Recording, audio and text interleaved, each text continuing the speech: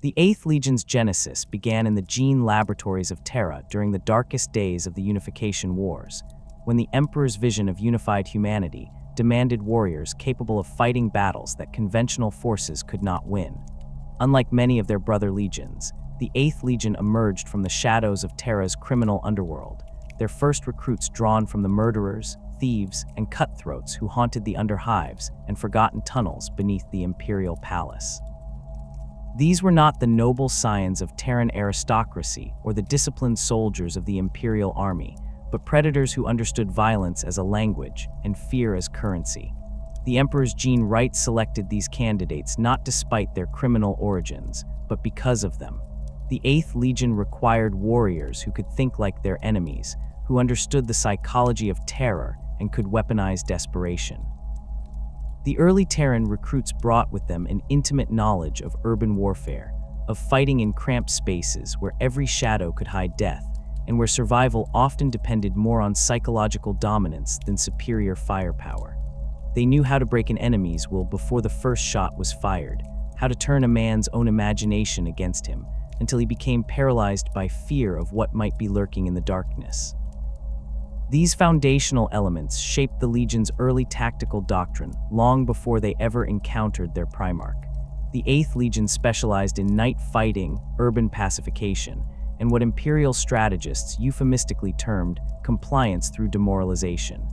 They excelled at infiltration, sabotage, and the kind of warfare that left populations too terrified to resist Imperial rule.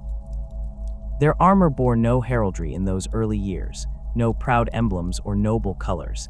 They painted their ceramite in midnight blues and blacks, the better to blend with shadows and strike from unexpected angles. The Legion's reputation grew during the latter stages of the Unification Wars, where they proved instrumental in breaking the resistance of Terran techno-barbarian kingdoms that had withstood conventional assault for years. They would infiltrate enemy strongholds, leaving behind evidence of their presence, a guard found flayed in his watchtower, a commander discovered with his throat cut in his supposedly secure chambers, messages carved into walls promising worse fates for those who continued to resist. By the time the main Imperial forces arrived, many settlements would surrender without firing a shot, their defenders too demoralized to fight. When the Great Crusade began and the Emperor's fleets pushed out into the galaxy, the 8th Legion found themselves assigned to compliance actions where standard Imperial diplomacy had failed. They became specialists in breaking worlds that refused to accept Imperial truth, using terror tactics that left populations compliant but psychologically scarred. Their methods were effective but brutal, earning them a reputation that preceded them across the stars. Worlds would sometimes surrender upon learning that the 8th Legion was en route, having heard whispered stories of what happened to those who resisted them. The discovery of Nostramo changed everything. When Imperial survey fleets first detected the world in the outer reaches of the Ultima Segmentum, long-range auguries revealed a planet shrouded in perpetual darkness, its sun a dying ember that provided barely enough light to sustain life. Nostramo was a hive world in the truest sense, its surface dominated by massive arcologies that stretched kilometers into the polluted atmosphere, their foundations buried deep in the planet's crust, where geothermal energy provided the power necessary to sustain billions of inhabitants. The planet existed in a state of constant twilight, its weak sun casting everything in shades of gray and black. The upper spires of the hive cities caught what little light filtered through the perpetual smog, while the lower levels descended into absolute darkness, broken only by flickering lumens and the occasional flare of industrial machinery. This environment had shaped Nostraman's society over millennia, creating a civilization where darkness was the natural state and light was a luxury reserved for the wealthy and powerful. Nostramo's social structure reflected its physical environment.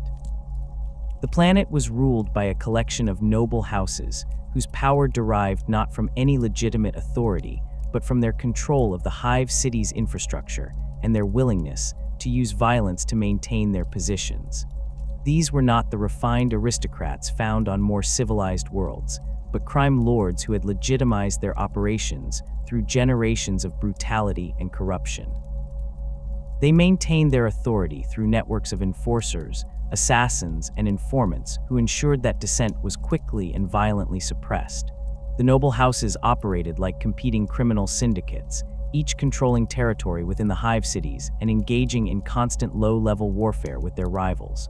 Murder was commonplace, conducted through poisoning, assassination, and orchestrated accidents that left no clear evidence of foul play. The houses maintained elaborate codes of conduct that governed their conflicts, but these were less about honor than about preventing their wars from escalating to the point where they might damage the industrial infrastructure that sustained their wealth. Below the nobility, Nostraman society consisted of countless gangs, criminal organizations, and desperate survivors who eked out existence in the lower hive levels. These groups fought constantly for territory, resources, and the right to prey upon the even more unfortunate inhabitants of the underhive. Violence was not just common but necessary for survival, and those who showed weakness quickly found themselves victims rather than predators. Law enforcement on Nostramo was a joke. The enforcers were either bought by the noble houses or operated as just another gang competing for territory and tribute.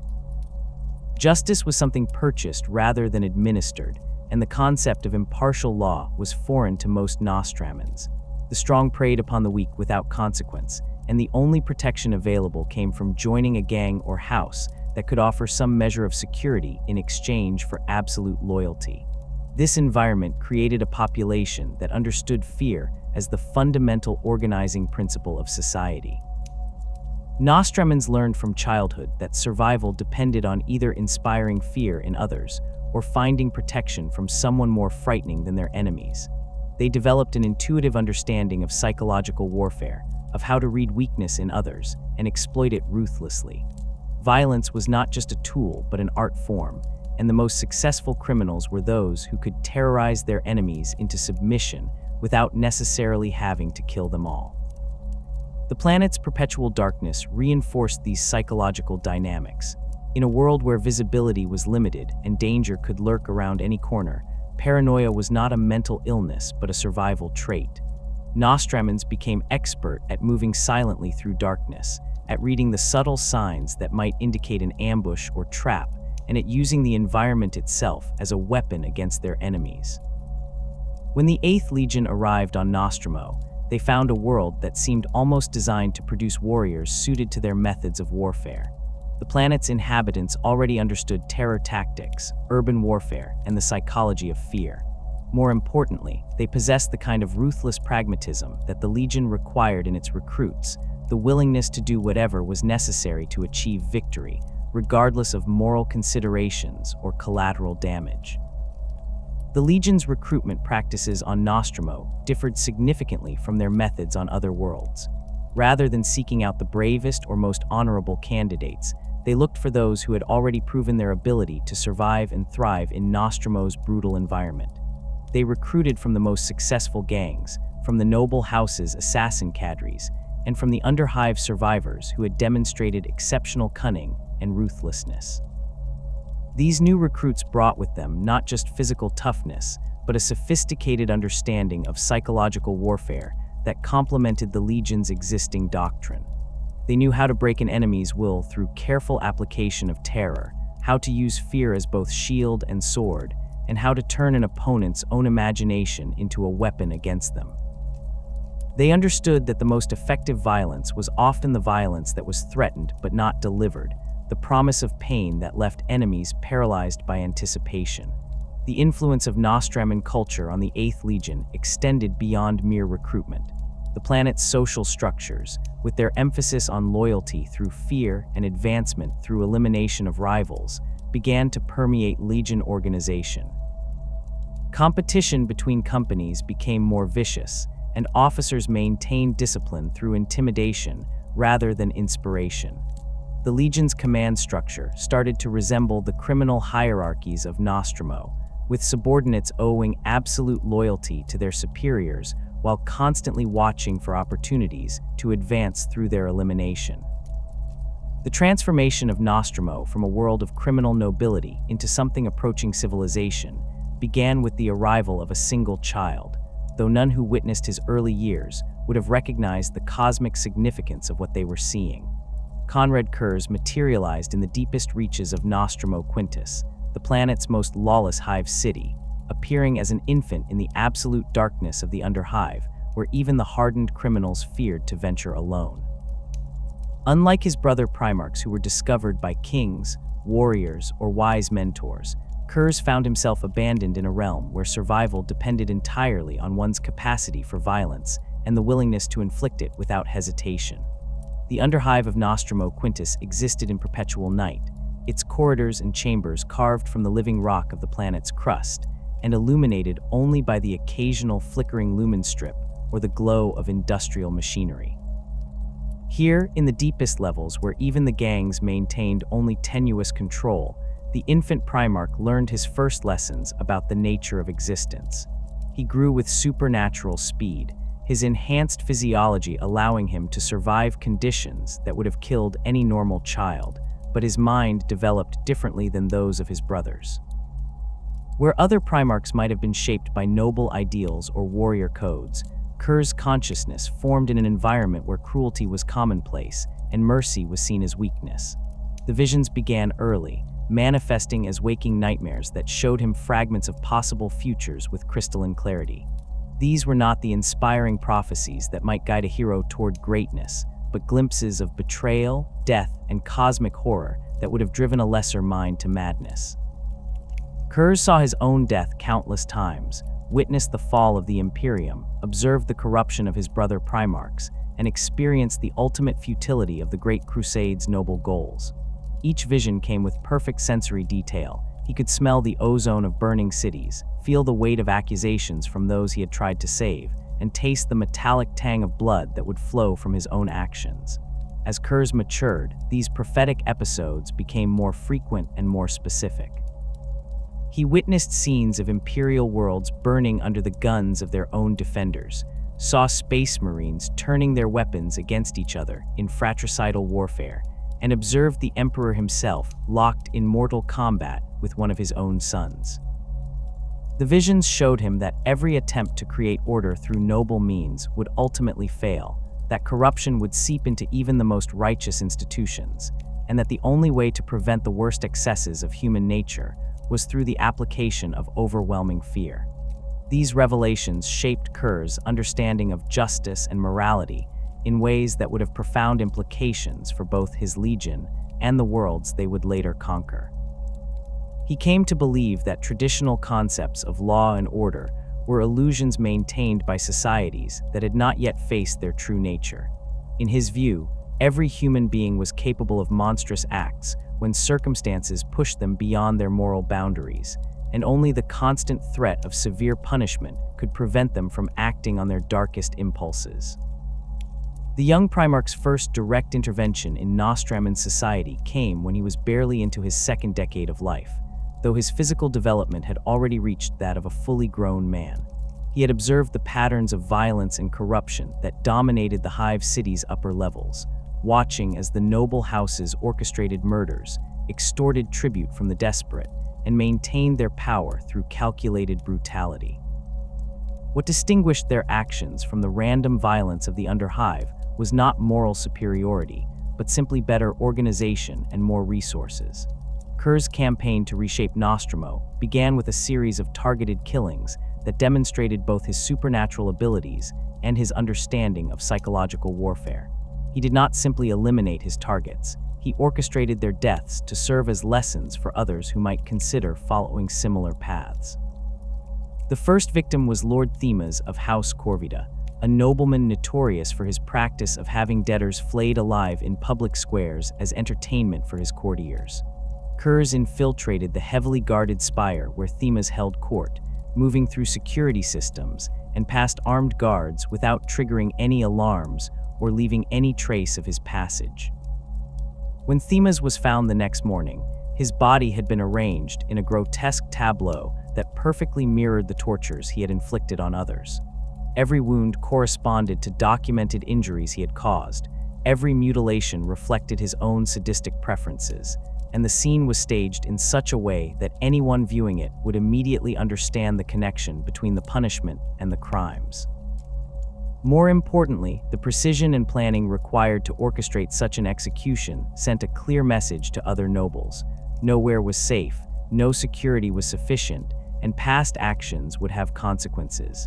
The killings continued with methodical precision, each one targeting a specific individual whose crimes had gone unpunished by Nostramo's corrupt legal system. Curze did not limit himself to the nobility. He also eliminated gang leaders, corrupt enforcers, and anyone else whose actions contributed to the suffering of innocents. However, his methods grew increasingly elaborate as he refined his understanding of how fear could be used as a tool for social control. Bodies were left in locations where they would be discovered by specific audiences. Crime scenes were arranged to tell stories about the victim's transgressions, and the timing of each death was calculated to maximize its psychological impact on the broader population. The effect on Nostraman society was profound and immediate. Crime rates plummeted as potential criminals weighed their actions against the possibility of attracting the attention of what the population had begun calling the Night Haunter. The noble houses found themselves forced to moderate their excesses, knowing that their elevated status provided no protection against Curze's judgment.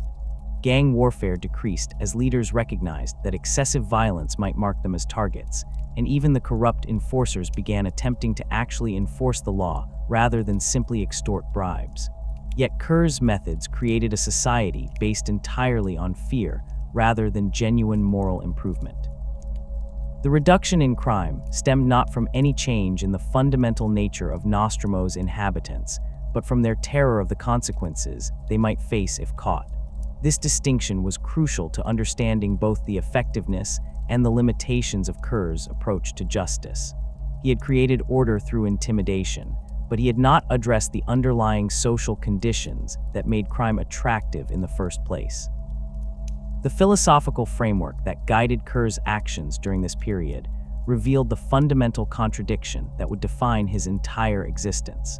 He genuinely believed that his methods were necessary to prevent greater suffering, that the fear he instilled in potential criminals saved the lives of their would-be victims. In his view, the temporary terror experienced by those who contemplated wrongdoing was a small price to pay for the security enjoyed by law-abiding citizens. He saw himself not as a monster, but as a surgeon cutting away diseased tissue to preserve the health of the larger organism. This utilitarian approach to justice allowed Curze to rationalize increasingly extreme measures as necessary for the greater good. When simple execution proved insufficient to deter certain types of crime, he began employing more elaborate forms of punishment designed to maximize their psychological impact on potential imitators. Public displays of flayed criminals became common in Nostramo's main thoroughfares, their bodies preserved through chemical treatments that allowed them to serve as permanent warnings against transgression. The sight of these grotesque monuments to Curze's justice became as much a part of Nostramo's landscape as the towering spires and polluted skies. The success of these methods in reducing crime rates seemed to validate Curze's beliefs about human nature and the necessity of fear-based governance. He observed that when the threat of severe punishment was removed, even temporarily, criminal activity would resurge with renewed vigor. This pattern reinforced his conviction that moral behavior was not an innate human characteristic, but a learned response to environmental pressures, and that only the constant presence of overwhelming deterrence could maintain social order. However, the psychological cost of living under such a system was enormous. Nostraman society became increasingly paranoid and suspicious, with citizens informing on each other in hopes of avoiding suspicion themselves. Children grew up in an environment where the primary moral lesson was not to do good, but to avoid being caught doing evil. The creative and entrepreneurial spirit that might have allowed Nostramo to develop beyond its criminal origins was stifled by the constant fear of attracting unwanted attention through any form of unusual behavior. Curze himself was not immune to the psychological toll of his methods.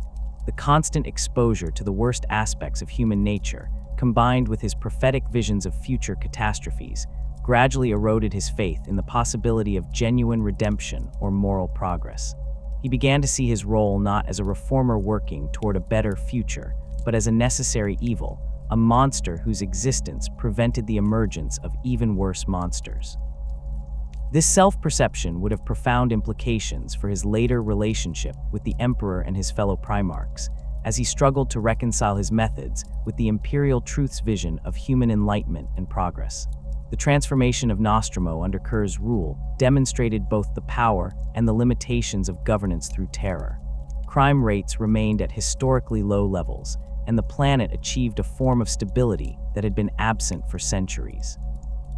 Trade improved as merchants could conduct business without fear of robbery or extortion, and the general population enjoyed a degree of physical security that previous generations had never experienced.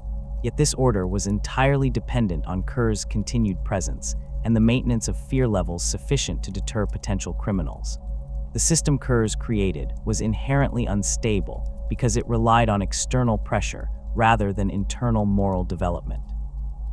Without the constant threat of his intervention, Nostramo's society would inevitably revert to its previous patterns of behavior, as the underlying social and economic conditions that encouraged criminal activity remained unchanged. This fundamental weakness in his approach to justice would become apparent later, when his departure with the 8th Legion left Nostramo without its primary deterrent against criminal behavior.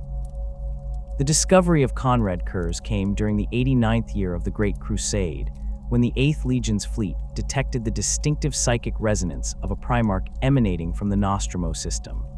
The Legion had been operating without their Gene Father for nearly 9 decades, building their reputation as specialists in terror warfare across dozens of compliance actions throughout the galaxy.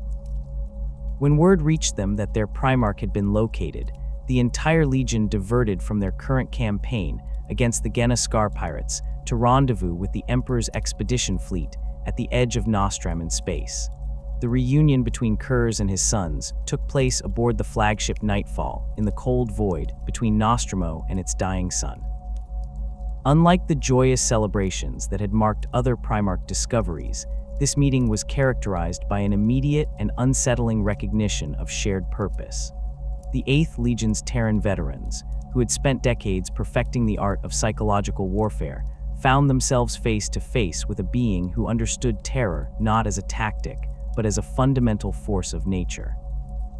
Curze examined his sons with eyes that seemed to pierce through their ceramite armor to the darkness within their souls, and they recognized in him the embodiment of everything they had striven to become.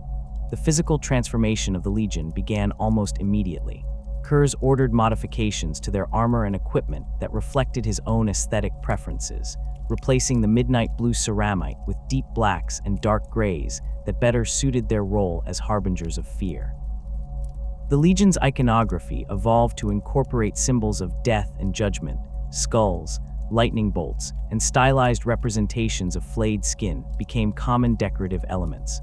More significantly, Curze instituted changes to their tactical doctrine that emphasized the psychological impact of their presence over simple military effectiveness.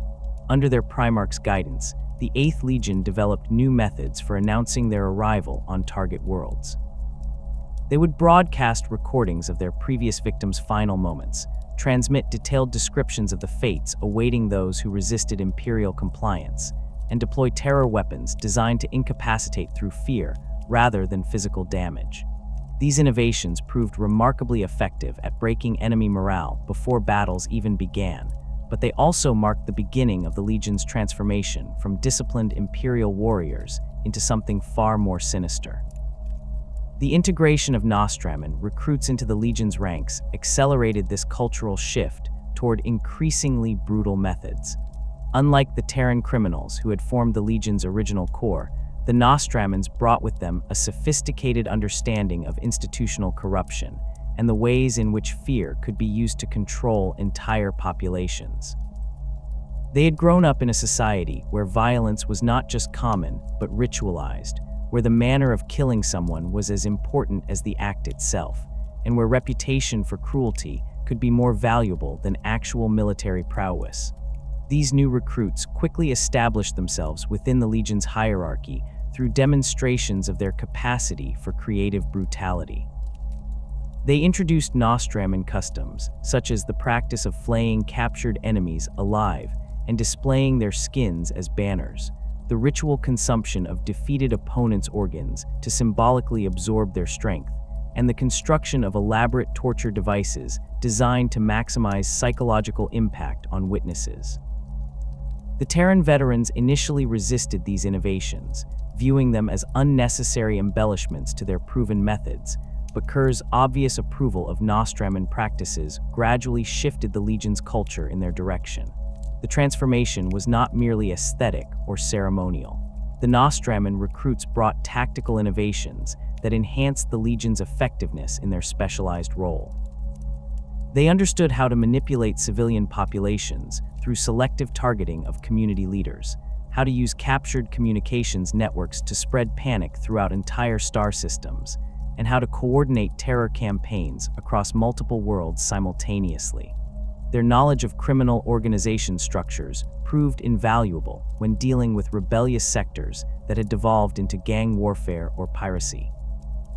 The Legion's first major campaign under Curze's direct leadership took place in the Cherout system, where a coalition of mining worlds had declared independence from Imperial rule and fortified themselves against reconquest. The rebels had established defensive positions in asteroid mining stations and deep space installations that would have required costly frontal assaults to reduce through conventional warfare. Instead, Curze deployed his legion in a campaign of systematic psychological warfare that broke the rebels' will to resist without requiring a single major battle. The Night Lords began by infiltrating the outer mining stations under cover of darkness, moving through the vacuum of space in specially modified armor that rendered them nearly invisible to conventional sensors. They eliminated key personnel with surgical precision, leaving behind evidence of their presence designed to maximize the psychological impact on survivors.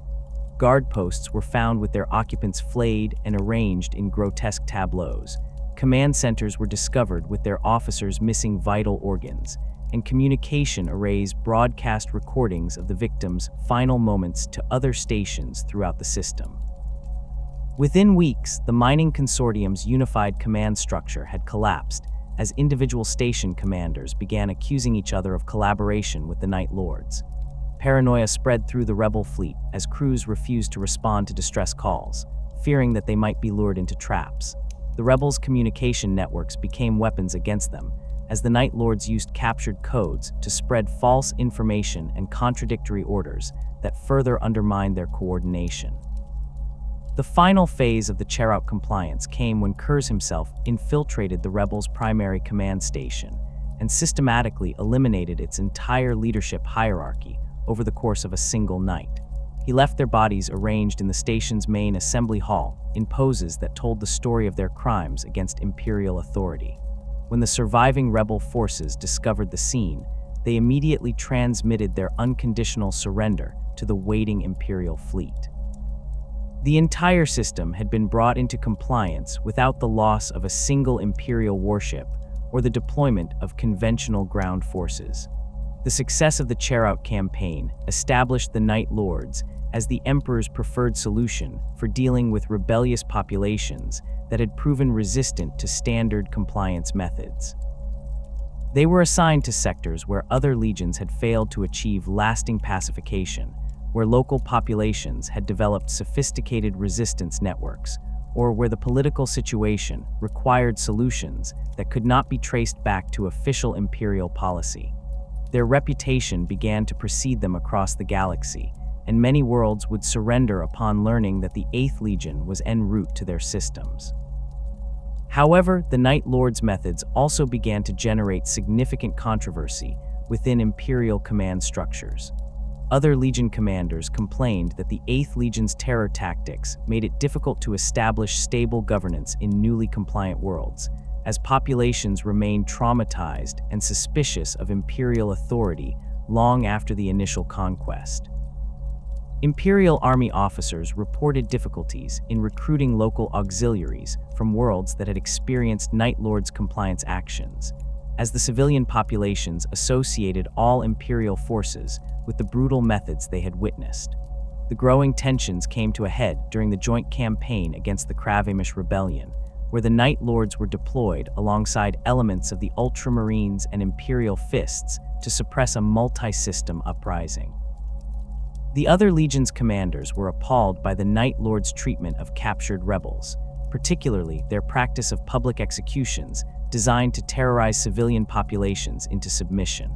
Roboute Guilliman himself filed formal complaints with the War Council regarding what he termed the 8th Legion's excessive and counterproductive brutality, arguing that their methods undermined the Great Crusade's goal of bringing human worlds into willing compliance with imperial rule. These criticisms intensified as reports reached Terra of the Night Lords' activities in sectors where they operated independently. Worlds that had achieved compliance through their intervention showed disturbing patterns of social breakdown, with civilian populations exhibiting symptoms of mass psychological trauma that persisted for generations after the Legion's departure. Crime rates in these systems often spiked dramatically once Imperial forces moved on to other theaters, suggesting that the order imposed by terror tactics was inherently temporary and unstable. The cultural transformation of the 8th Legion also manifested in changes to their internal organization and discipline. The Nostramo concept of advancement through elimination of rivals began to influence the Legion's command structure, leading to increased competition between companies and individual officers. Traditional imperial military hierarchy gave way to a system more reminiscent of criminal organizations, where subordinates owed personal loyalty to their immediate superiors rather than to abstract concepts of duty or honor. This shift created significant problems for the Legion's operational effectiveness during large-scale campaigns. Units would sometimes refuse to coordinate with each other if their commanders were engaged in personal feuds, and valuable intelligence would be withheld if sharing it might benefit a rival's reputation. The Legion's chaplains and senior officers struggled to maintain discipline as traditional methods of motivation became less effective among warriors who viewed fear as the primary organizing principle of society. The influence of Nostramo culture extended beyond tactical doctrine to affect the Legion's relationship with civilian populations in conquered territories. Where other legions might establish military governors or work with existing local authorities to ensure smooth transitions to imperial rule, the Night Lords tended to eliminate entire governmental structures and replace them with systems based on intimidation and surveillance. They recruited informants from local criminal organizations, established networks of collaborators motivated by fear rather than loyalty, and created administrative systems designed to prevent the emergence of organized resistance rather than to promote economic development or social stability.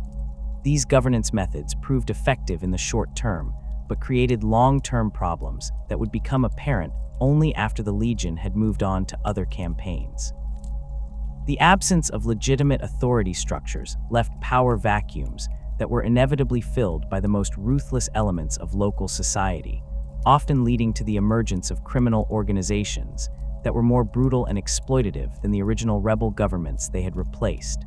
The populations of these worlds became increasingly resentful of imperial rule, viewing it as synonymous with the terror tactics they had experienced during the initial compliance actions. The Night Lords' reputation for excessive brutality also began to affect their relationships with other imperial institutions. The Adeptus Mechanicus complained that the Legion's methods made it difficult to recruit local tech adepts from worlds they had conquered, as the civilian populations associated all imperial representatives with the violence they had witnessed. The nascent Administratum reported significant challenges in establishing taxation and resource extraction systems in Night Lords' compliance zones, as local populations were often too traumatized or hostile to cooperate with imperial bureaucrats. Despite these growing concerns, the Night Lords continued to receive assignments throughout the Great Crusade because their methods produced rapid results in situations where other approaches had failed. The Emperor's War Council valued their ability to bring rebellious worlds into compliance quickly and with minimal imperial casualties, even if the long-term consequences of their tactics were problematic. The Legion's effectiveness in breaking enemy morale and preventing organized resistance made them valuable assets in campaigns where time was critical or where conventional military solutions would have been prohibitively expensive. The transformation of the 8th Legion under Curze's leadership represented a fundamental shift in their identity and purpose within the Great Crusade. They evolved from disciplined terror specialists into something approaching an institutionalized criminal organization, bound together by shared complicity in increasingly extreme acts of violence rather than by traditional military bonds of brotherhood and duty. This evolution would have profound implications for their eventual fate during the Horus Heresy, as their methods and mindset made them natural allies for those who sought to overthrow the established order of the Imperium. The departure of Konrad Curze from Nostramo to join the Great Crusade created a power vacuum that the planet's criminal elements moved swiftly to exploit. Within months of the Night Haunter's absence, the carefully maintained order that had transformed Nostramo from a world of constant violence into something approaching civilization began to unravel with frightening speed. The noble houses, who had spent decades cowering in their spires while Curze stalked the shadows below, emerged from their self-imposed restraint like predators sensing wounded prey. Without the omnipresent threat of the Night Haunter's judgment, they returned to their traditional patterns of assassination, extortion, and territorial warfare with renewed enthusiasm. The first signs of Nostramo's regression appeared in the outer hive cities, where minor gang leaders began testing the boundaries of acceptable behavior. When no flayed corpses appeared in public squares as warnings against transgression, bolder criminals expanded their operations. Protection rackets that had operated in whispers during Curze's reign now conducted their business openly in broad daylight. The enforcers, who had briefly attempted to maintain actual law and order out of fear for their lives, quickly reverted to their traditional role as just another criminal organization competing for territory and tribute. The noble houses proved particularly adept at exploiting the changed circumstances. Houses that had maintained uneasy truces during the Night Haunter's reign immediately resumed their ancient feuds, launching assassination campaigns against rivals they had been forced to tolerate for decades.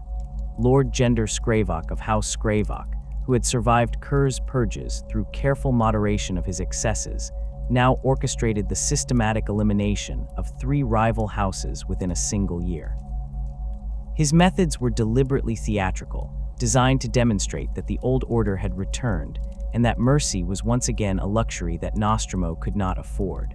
The psychological impact of Curze's absence extended far beyond simple criminal resurgence.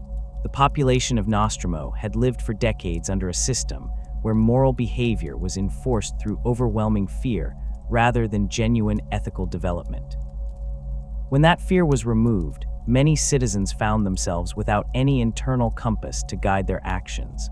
Crime rates didn't simply return to their previous levels, they exceeded them, as if the population was compensating for years of enforced restraint with an explosion of pent-up violence and corruption. This deteriorating situation had immediate consequences for the 8th Legion's recruitment practices. The careful selection processes that had identified candidates with the psychological resilience and tactical acumen necessary for the Legion's specialized warfare gave way to more expedient methods that prioritized quantity over quality. As the demand for new recruits increased to replace losses suffered during the Great Crusade's expansion, Legion recruiters found themselves drawing from increasingly desperate pools of candidates who saw Astartes' transformation as their only escape from Nostramo's worsening conditions. The new recruits brought with them not just the criminal skills that had always characterized Nostraman society, but a particular brand of nihilistic brutality that reflected their homeworld's descent into chaos. Unlike earlier generations of Legion aspirants who had been selected for their ability to channel violence towards strategic objectives, these later recruits often displayed pathological tendencies that made them difficult to control even after their transformation into Space Marines. They had grown up in an environment where violence was not just common, but celebrated, where the most successful individuals were those who could inflict suffering with creativity and enthusiasm. The cultural contamination spread through the legion's ranks as these new Nostraman recruits achieved positions of influence within company hierarchies. Their approach to warfare emphasized spectacle over efficiency, preferring methods that maximized the psychological impact on witnesses even when simpler solutions would have achieved the same strategic objectives. They introduced practices such as the systematic torture of captured officers in full view of enemy forces, the construction of elaborate monuments from the bodies of defeated enemies, and the use of civilian populations as unwilling participants in psychological warfare campaigns. Captain Jago Sevatarian emerged as one of the most influential figures during this period of transformation, representing the perfect synthesis of Nostraman criminal cunning and Astartes' military capability. Unlike the Terran-born veterans who had formed the Legion's original command structure, Sevatarian understood instinctively how to manipulate the fears and ambitions of his fellow Nostramans. He built his power base through a combination of personal charisma, demonstrated competence in battle, and a willingness to eliminate rivals through methods that sent clear messages to potential challengers. Sevatarian's rise to prominence within the Legion hierarchy illustrated the growing divide between Terran-born and Nostraman-born Astartes that would define much of the 8th Legion's internal politics. The Terrans, who had been recruited from Terra's criminal underworld during the Unification Wars, possessed a more disciplined approach to violence that reflected their origins in organized crime syndicates, with established hierarchies and codes of conduct. They viewed warfare as a profession requiring specific skills and adherence to proven tactical doctrines, even if those doctrines involved methods that other legions might consider excessive. The Nostramans, by contrast, brought a more anarchic sensibility that reflected their homeworld's descent into chaos. They saw violence not as a tool to be employed strategically, but as an art form to be perfected and displayed. Their approach to command emphasized personal dominance over subordinates rather than the development of effective military units, and they measured success not just by strategic objectives achieved, but by the fear they inspired in enemies and allies alike. These philosophical differences manifested in increasingly frequent conflicts between Terran and Nostraman elements within the Legion. Terran captains complained that their Nostraman counterparts were undisciplined and unreliable, more interested in personal glory than in achieving mission objectives. Nostraman officers, meanwhile, viewed their Terran colleagues as hidebound and unimaginative, too constrained by outdated concepts of military professionalism to fully exploit the psychological advantages that terror tactics could provide. The growing influence of Nostraman culture within the Legion coincided with an escalation in the brutality of their compliance methods that began to attract unwanted attention from other imperial institutions.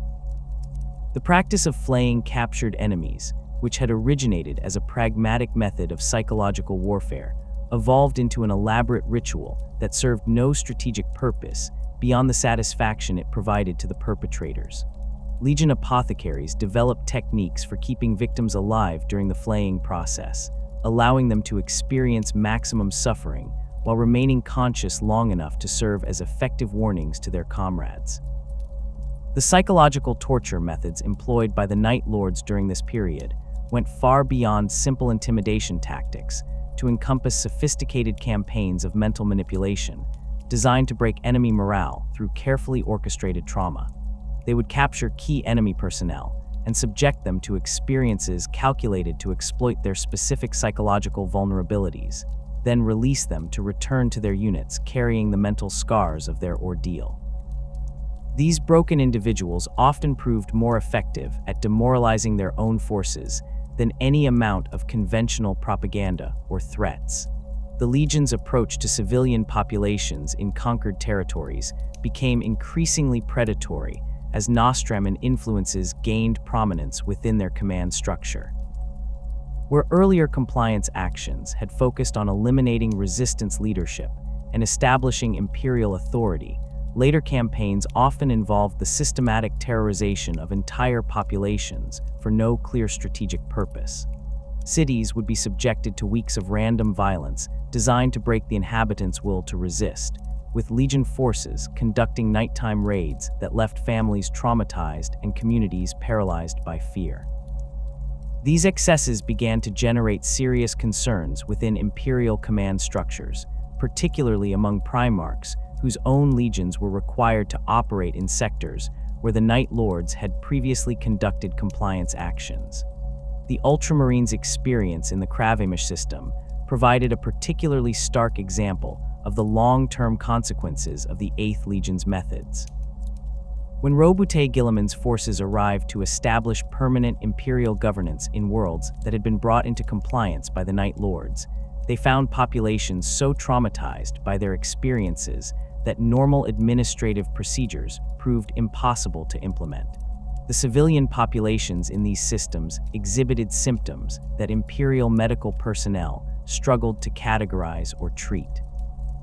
Entire generations had grown up associating Imperial authority with random violence and arbitrary punishment, making them unable to distinguish between legitimate governance and criminal exploitation. Local leaders who might have served as intermediaries between Imperial administrators and their populations had either been eliminated during the initial compliance actions or were too terrified to assume positions of responsibility that might attract unwanted attention.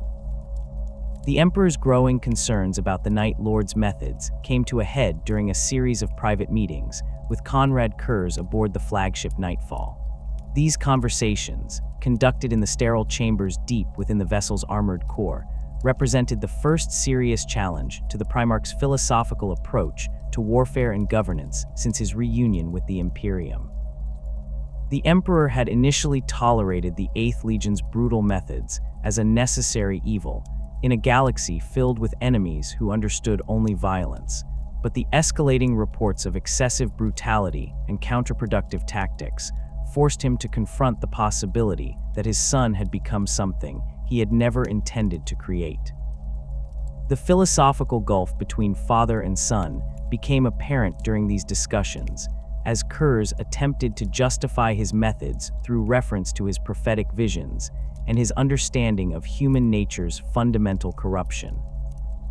He argued that the temporary suffering inflicted by his legion prevented far greater catastrophes by eliminating threats before they could fully develop, and that the fear his warriors inspired served as a more effective deterrent than any amount of positive reinforcement or moral education.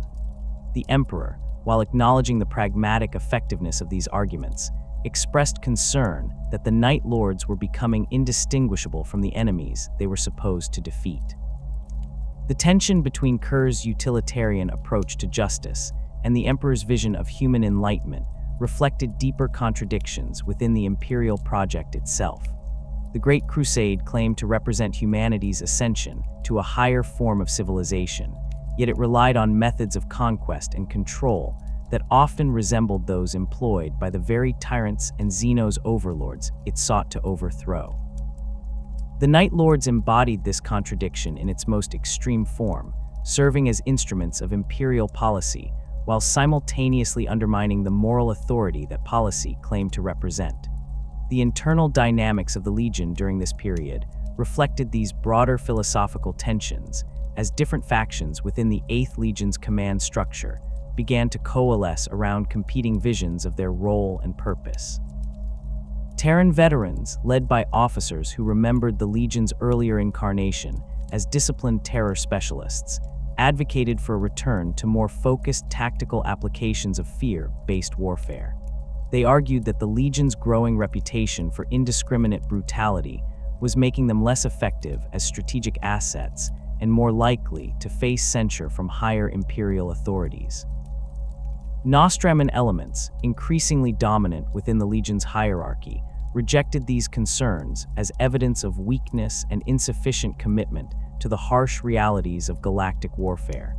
They maintained that the escalating brutality of their methods was a natural evolution driven by the increasing sophistication of their enemies and the growing scale of the conflicts they faced.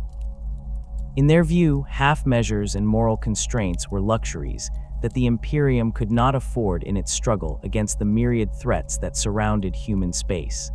The influence of these competing factions extended beyond tactical doctrine to affect every aspect of Legion culture, from recruitment practices to the treatment of support personnel. Terran-influenced companies maintained relatively traditional military hierarchies and focused on developing specialized skills that enhanced their effectiveness in specific types of warfare. Nostramo-dominated units operated more like criminal organizations, with advancement based on personal loyalty to commanding officers and willingness to participate in increasingly extreme acts of violence. The psychological toll of these internal conflicts was particularly evident among Legion officers who found themselves caught between competing loyalties and incompatible value systems. Many Terran veterans who had served with distinction during the early years of the Great Crusade found themselves marginalized within a legion that no longer resembled the organization they had helped to build. Some requested transfers to other units or assignments that would remove them from direct participation in the Night Lord's most controversial operations, while others attempted to moderate their company's excesses from within despite facing constant pressure from Nostramo subordinates who viewed such restraint as weakness. The transformation of the Night Lords during this period represented more than simply an escalation in their methods of warfare. It constituted a fundamental shift in their identity as Space Marines and their relationship to the broader Imperial project. They evolved from disciplined specialists who employed terror as a tactical tool into something approaching an institutionalized criminal organization that used Imperial authority as cover for the satisfaction of increasingly pathological impulses. This evolution would prove irreversible, setting the stage for the Legion's eventual embrace of chaos and their role in the coming civil war that would tear the Imperium apart. The first whispers of corruption reached Konrad Curze through the same prophetic visions that had tormented him since childhood, though these new revelations carried a weight of inevitability that even his previous glimpses of doom had lacked. In the depths of the Nightfall's meditation chambers, surrounded by the skulls of criminals and traitors from 100 worlds, the Primarch of the Night Lords experienced visions of unprecedented clarity and horror. He saw Horus, the beloved Warmaster, his features twisted by powers that emanated from the warp itself, standing over the broken body of their father while the galaxy burned around them. These were not the distant possibilities that had haunted his earlier years, but immediate certainties that pressed against his consciousness with the weight of imminent reality. The visions revealed the corruption spreading through the Luna Wolves, showing Curze scenes of his brother's transformation from the Emperor's most trusted son into something that served darker masters. He witnessed the moment when Horus would embrace powers that promised victory at the cost of his soul, saw the Warmaster's features contort with alien malevolence as he accepted the whispered promises of entities that existed beyond the material realm. More disturbing still were the glimpses of other Primarchs falling to similar temptations, each succumbing to their own particular weaknesses and drawing their legions into damnation alongside them. The prophetic episodes intensified as the actual events they foretold drew closer to manifestation. Curze found himself experiencing waking nightmares that left him temporarily paralyzed, his superhuman physiology overwhelmed by the psychic trauma of witnessing humanity's future written in blood and betrayal. During these episodes, he would speak in voices not his own, recounting conversations that had not yet taken place and describing battles that would reshape the galaxy's political landscape. His equerry, Captain Shang, documented these utterances with growing alarm, recognizing that his Primarch's prophetic abilities were revealing truths that no loyal servant of the Emperor should possess. The Night Lord's initial response to the brewing crisis reflected their Primarch's complex relationship with concepts of loyalty and duty. Unlike other legions that would face the coming schism with clear moral frameworks guiding their decisions, the 8th Legion operated according to principles that made traditional notions of allegiance largely irrelevant.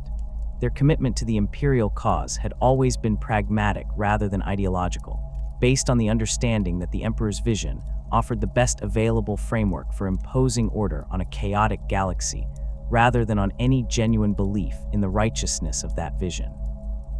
When the first reports of Horus's rebellion reached the Night Lord's fleet, operating in the outer reaches of the Ghoul Stars, the Legion's response was notably different from the shock and disbelief that characterized other Astartes forces.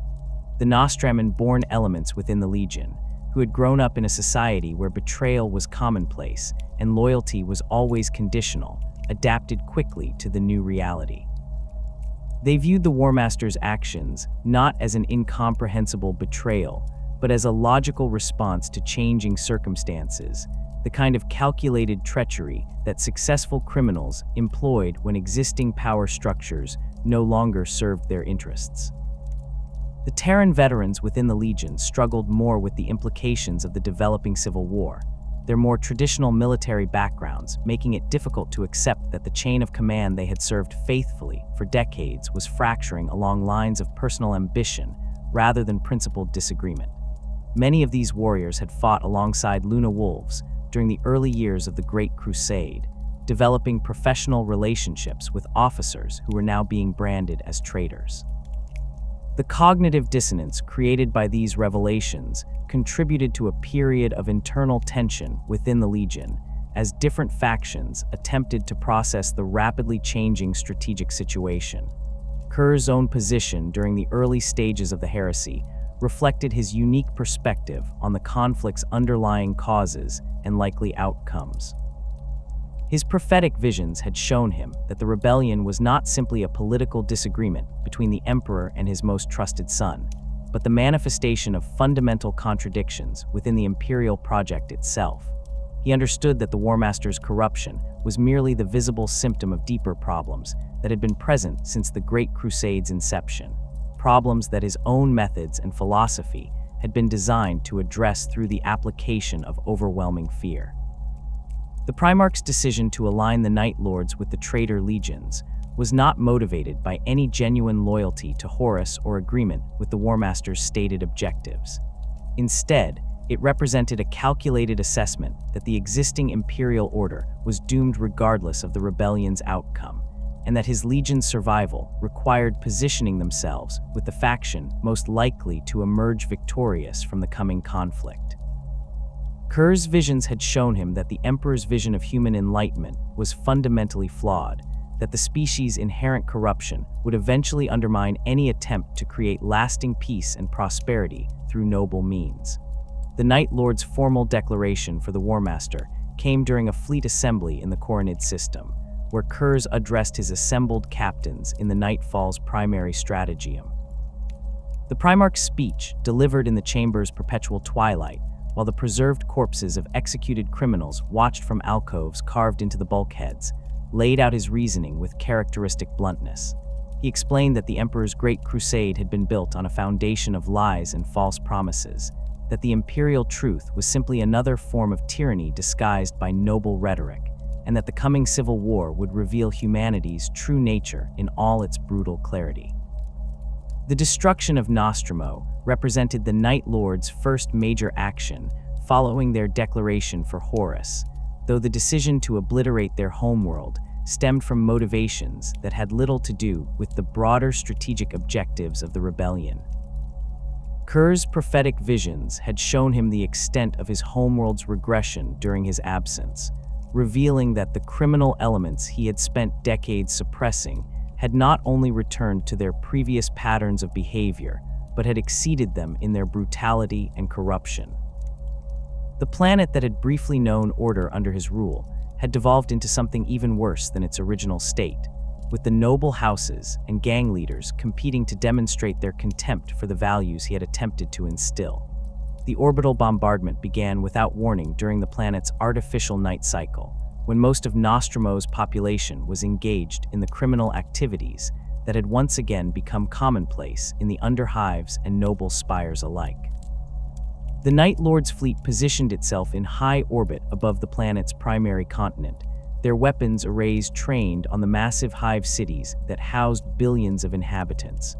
Curze personally authorized the firing sequence from the Nightfall's command throne, his face illuminated by the targeting displays that showed every major population center on the planet's surface. The destruction was methodical and complete, with each hive city subjected to sustained bombardment that reduced millennia of construction to radioactive rubble within hours. The Night Lords employed a combination of conventional ordnance and exotic weapons that ensured no significant structures would survive the assault, transforming Nostramo's surface into a landscape of glass craters and twisted metal. The planet's weak sun, already dying when Curze had first emerged from the Underhive decades earlier, provided the only illumination for the devastation as the massive hive spires collapsed into themselves, and the underground tunnel networks that had sheltered generations of criminals were sealed forever beneath tons of molten debris. The psychological impact of witnessing their homeworld's destruction affected different elements within the Night Lords in varying ways. The Nostraman-born Astartes, who had maintained emotional connections to the world of their birth despite its corruption, experienced the bombardment as both liberation and loss. They understood the necessity of their Primarch's decision, while simultaneously mourning the elimination of the only home they had ever known.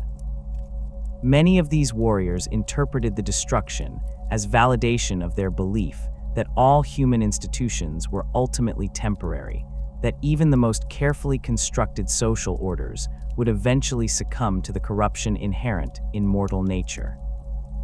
The Terran veterans viewed the bombardment through a more pragmatic lens, recognizing it as a tactical decision designed to prevent the planet from serving as a source of reinforcements for loyalist forces, while simultaneously demonstrating the Night Lords' commitment to their new allegiance. They appreciated the strategic logic of eliminating a potential base of operations for Imperial forces, while also removing a source of recruits whose quality had declined significantly during the Legion's absence. The destruction of Nostramo represented a clean break with the past that allowed the Legion to focus entirely on the demands of the present conflict. The Night Lords' participation in the early phases of the Horus Heresy reflected their specialized capabilities and their Primarch's understanding of the rebellion's strategic requirements. Rather than engaging in the massive fleet actions and planetary sieges that characterized much of the Civil War's opening stages, the 8th Legion was deployed in operations designed to undermine loyalist morale and disrupt Imperial supply lines through targeted terror campaigns. Their knowledge of psychological warfare and their reputation for extreme brutality made them ideal instruments for the kind of asymmetric conflict that the traitor legions needed to wage against the Imperium's superior numbers and resources. One of their first major engagements came during the assault on the Thrama system, where loyalist forces had established a significant naval base that threatened traitor supply routes through the Outer Rim territories. Rather than attempting a direct assault on the heavily fortified installations, the Night Lords implemented a campaign of systematic terror designed to break the defenders' will to resist. They began by infiltrating the system's outer monitoring stations, eliminating their crews in ways calculated to maximize the psychological impact on the remaining garrison forces. The Night Lords' approach to the Thrama's campaign demonstrated their evolution from disciplined terror specialists into something approaching a force of nature dedicated to the infliction of suffering for its own sake. They captured loyalist personnel, not for intelligence gathering or strategic advantage, but to transform them into instruments of psychological warfare against their former comrades.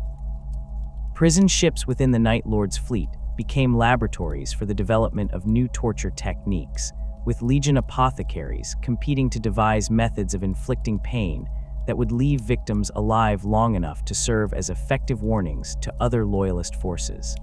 The systematic nature of these operations reflected the influence of Nostraman criminal culture on the Legion's tactical doctrine. Each captured loyalist was subjected to treatment specifically designed to exploit their individual psychological vulnerabilities, with Night Lords interrogators demonstrating an intimate understanding of how fear could be used to break even the most disciplined military personnel. The broken survivors were then returned to loyalist lines carrying messages carved into their flesh, their traumatized testimonies serving to demoralize entire regiments of Imperial defenders. The Night Lords' reputation for excessive brutality during these early heresy campaigns began to generate tension even within the traitor coalition. Other rebel legions complained that the 8th Legion's methods were counterproductive, that their treatment of captured loyalists was hardening imperial resistance rather than undermining it. The Iron Warriors, despite their own reputation for ruthless efficiency, expressed concern that the Night Lords were transforming what should have been a political rebellion into a war of extermination that would leave the galaxy uninhabitable regardless of its outcome. These criticisms reflected deeper philosophical differences between the various traitor legions regarding the ultimate objectives of their rebellion against the Emperor.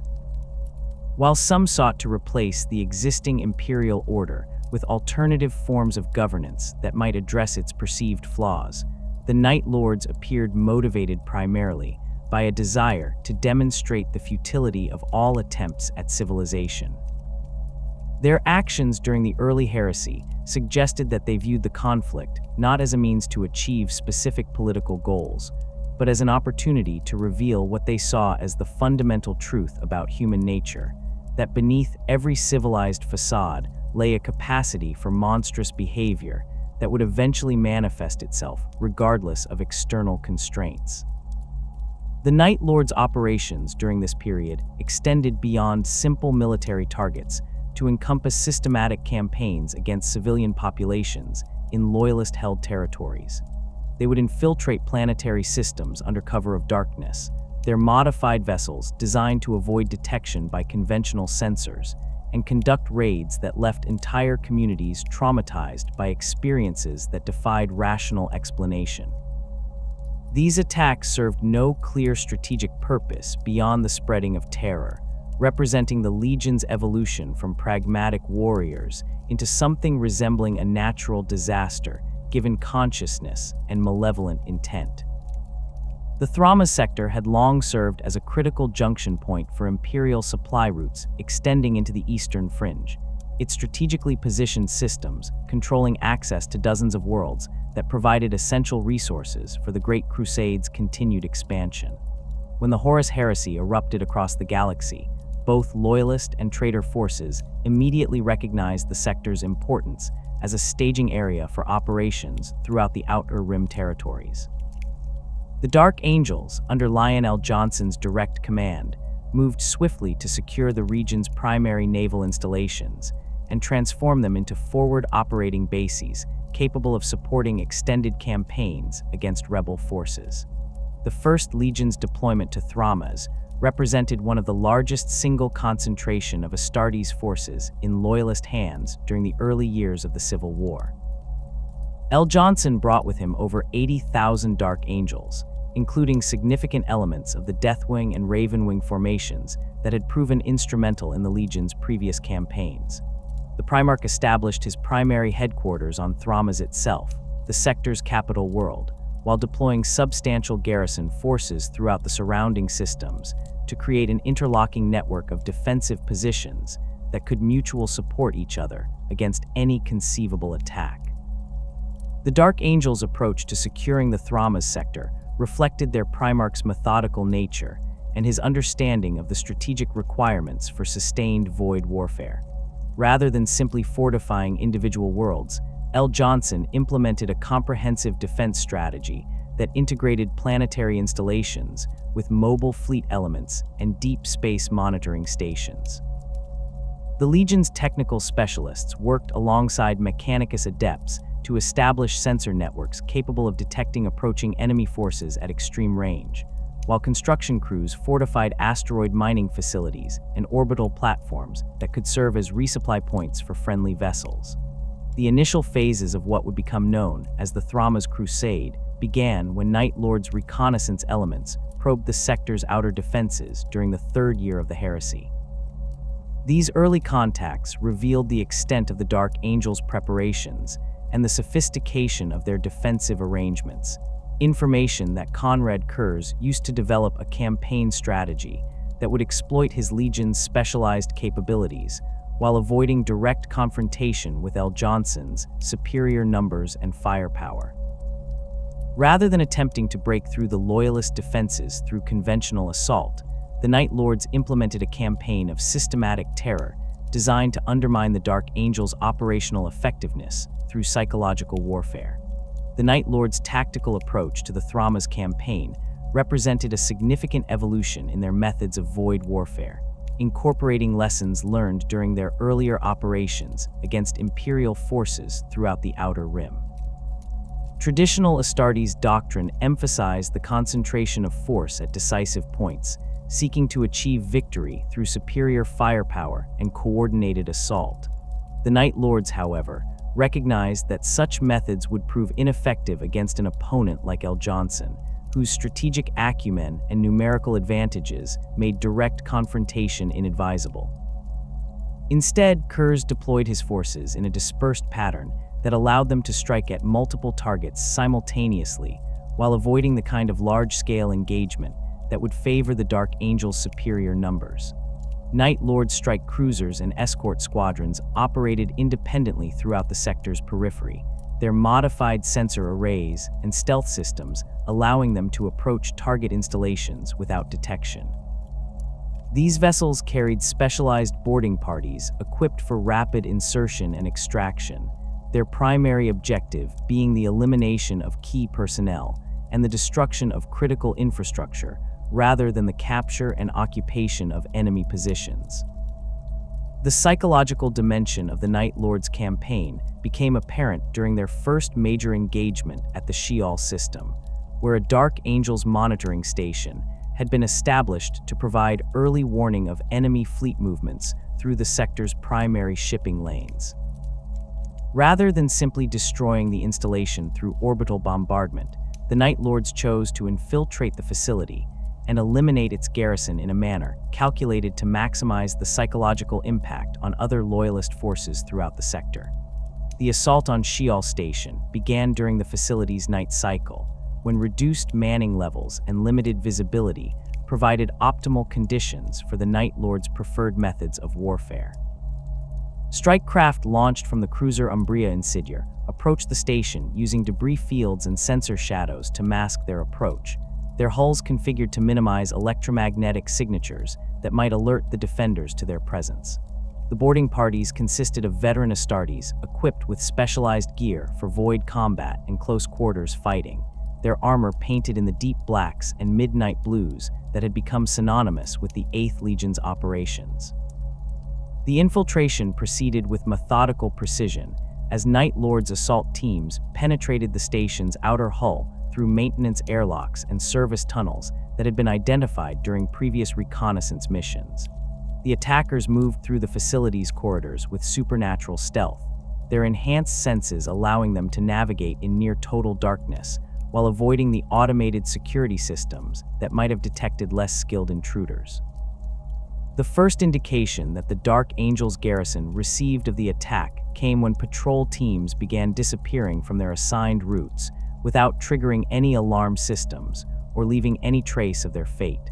The Night Lords' treatment of the station's defenders reflected their evolution from disciplined terror specialists into practitioners of violence as an art form.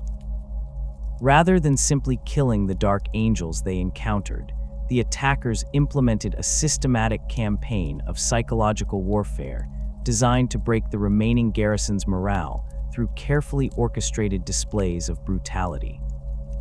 Guard posts were discovered with their occupants flayed and arranged in grotesque tableaus that told wordless stories of suffering and death, while command centers yielded evidence of torture sessions that had been conducted with surgical precision to maximize pain while keeping victims conscious for extended periods.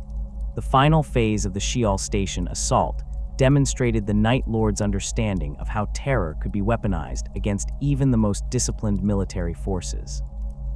The surviving Dark Angels, reduced to a handful of officers barricaded in the station's central command complex, found themselves subjected to psychological torment that exploited their training and conditioning against them. The Night Lords used the facility's communication systems to broadcast recordings of their comrades' final moments, while simultaneously manipulating the station's environmental controls to create conditions of sensory deprivation that left the defenders uncertain about their own perceptions of reality. When relief forces from the Dark Angel's fleet finally reached Sheol Station, they discovered a facility that remained technically operational, but had been transformed into a monument to the Night Lord's capacity for creative brutality. The station's primary systems continued to function normally, but every compartment contained evidence of the horrors that had been inflicted on its former garrison.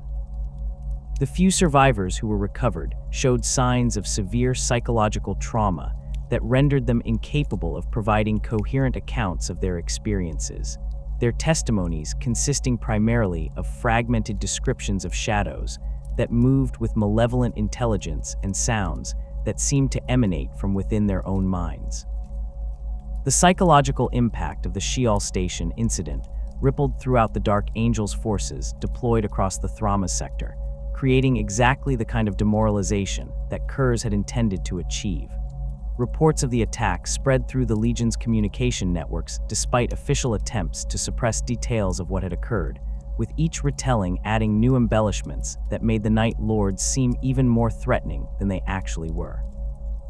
Guard rotations at isolated installations began reporting phantom contacts and unexplained phenomena that investigation teams could never substantiate, while routine maintenance operations became exercises in paranoia as personnel imagined threats lurking in every shadow and service tunnel.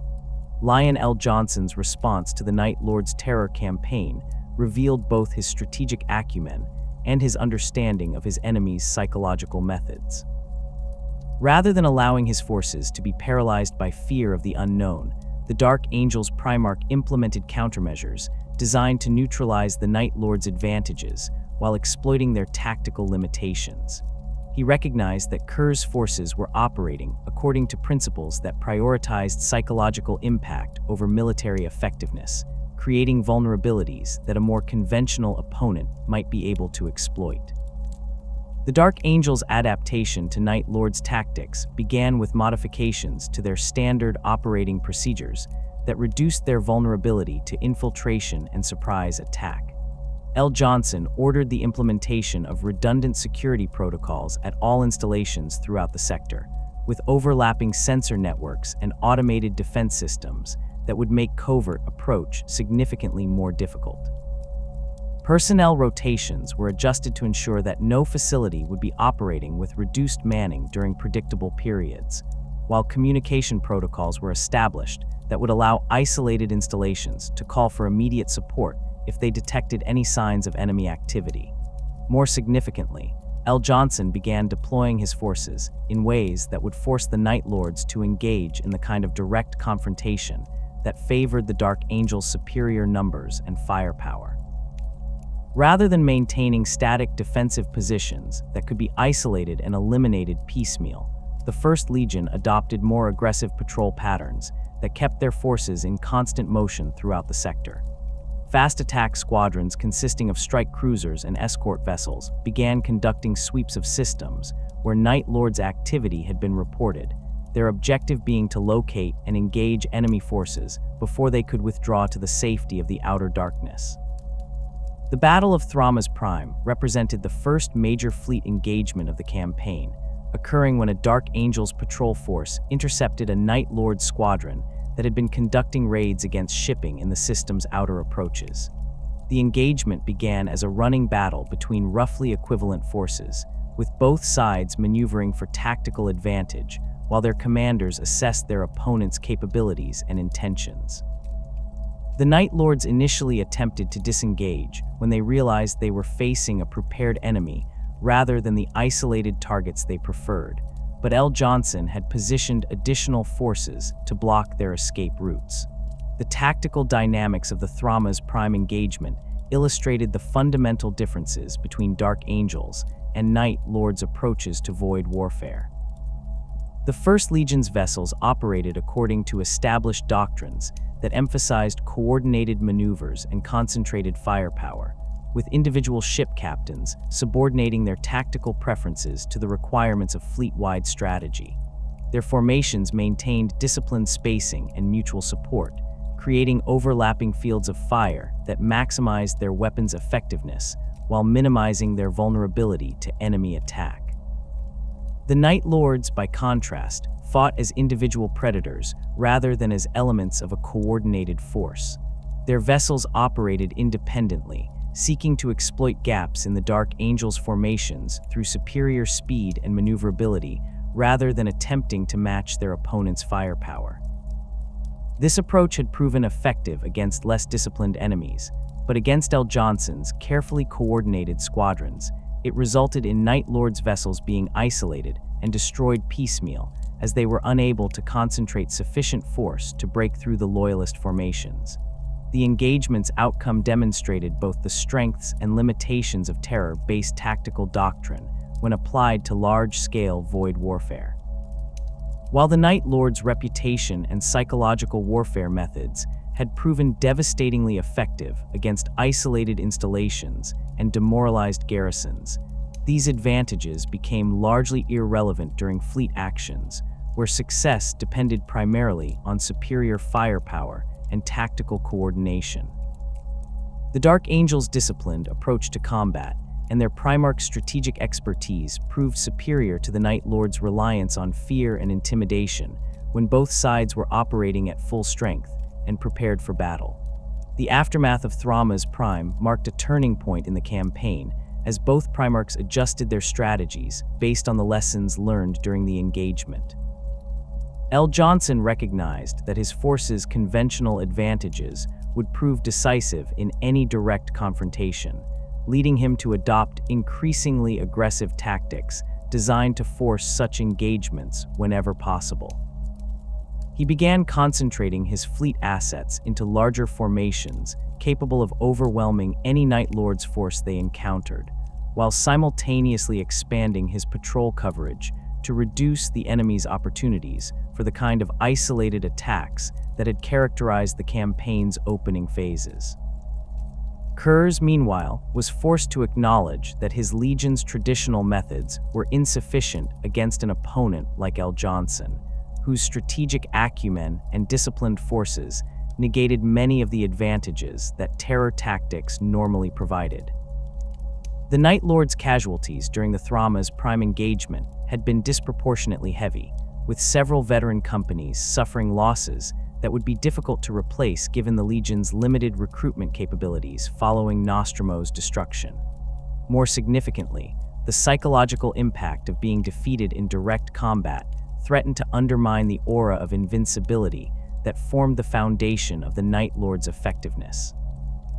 The Night Lord's response to their tactical setbacks involved an escalation in the brutality of their methods that reflected both their desperation and their fundamental nature as practitioners of warfare through terror.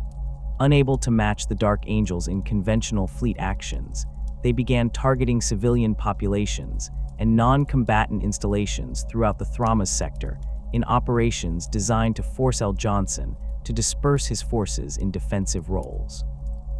These attacks served no clear military purpose beyond the infliction of suffering, representing the Legion's evolution from strategic terror specialists into agents of indiscriminate destruction.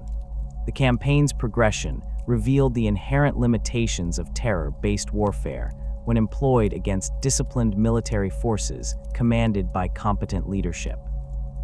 While the Night Lord's methods remained effective against isolated targets and demoralized opponents, they proved inadequate when facing enemies who understood their psychological techniques and possessed the resources necessary to implement effective countermeasures. El Johnson's systematic approach to neutralizing the Night Lord's advantages demonstrated that even the most sophisticated terror tactics could be overcome through proper preparation and disciplined execution of conventional military doctrine. The prolonged stalemate of the Thrama's crusade began to exact a psychological toll on Konrad Curze that manifested in increasingly erratic behavior and more frequent prophetic episodes that left him incapacitated for days at a time. The visions that had once provided him with strategic insights into enemy weaknesses now overwhelmed his consciousness with cascading images of betrayal, death, and cosmic horror that seemed to originate from sources beyond the material realm. During these episodes, the Primarch would lock himself in the deepest chambers of the Nightfall, surrounded by the preserved corpses of executed criminals, while experiencing waking nightmares that showed him not just his own inevitable death, but the ultimate futility of every action he had ever taken. The nature of these visions had evolved significantly since the early days of his reunion with the 8th Legion. Where his earlier prophetic experiences had focused primarily on specific tactical situations or the fates of individual worlds, the new revelations encompassed vast sweeps of galactic history that stretched far beyond the current civil war. Curze witnessed the eventual corruption of the Imperium regardless of the heresy's outcome, saw humanity's slow descent into the very barbarism that the Great Crusade had claimed to eliminate, and observed the rise of forces that would make even the current rebellion seem insignificant by comparison. These visions convinced him that his actions during the heresy were merely postponing an inevitable catastrophe rather than preventing it, a realization that undermined his already fragile psychological stability. The Primarch's deteriorating mental state became apparent to his subordinates through changes in his command style and his treatment of Legion personnel who failed to meet his increasingly arbitrary standards of performance. Officers who had served with distinction for decades found themselves subjected to brutal interrogations based on perceived slights or imagined disloyalties that existed only in their Gene Father's paranoid imagination. Captain Shang, who had served as Curze's equerry since the early days of the Great Crusade, documented instances where the Primarch would order the execution of entire command staffs based on prophetic visions that showed them committing treachery in possible futures that might never come to pass. The influence of these psychological changes extended throughout the Legion's command structure, as different factions began to interpret their Primarch's erratic behavior according to their own pre-existing beliefs about the Legion's purpose and methods. The Nostramo-born elements, who had always viewed Curze as the embodiment of their homeworld's harsh philosophy of survival through strength, interpreted his increasing brutality as evidence that he was finally embracing the full implications of his own teachings. They saw his paranoid elimination of potential traitors as a necessary purge that would strengthen the Legion by removing weak or unreliable elements before they could cause greater damage. The Terran veterans, however, viewed their Primarch's behavior with growing alarm as they recognized the symptoms of the same psychological deterioration that had affected some of their original criminal recruits when exposed to the horrors of galactic warfare. These warriors had joined the 8th Legion because they believed in the effectiveness of terror as a tactical tool, but they had never abandoned their fundamental understanding that such methods were means to achieve strategic objectives rather than ends in themselves. Curze's apparent descent into violence for its own sake represented a betrayal of the pragmatic principles that had originally defined their approach to warfare. The philosophical divide between these factions became increasingly pronounced as the Thrama's campaign dragged on without decisive victory. Captain Jago Sevitarian emerged as the de facto leader of the Nostramo faction, using his position as first captain to implement policies that reflected his interpretation of their Primarch's true intentions.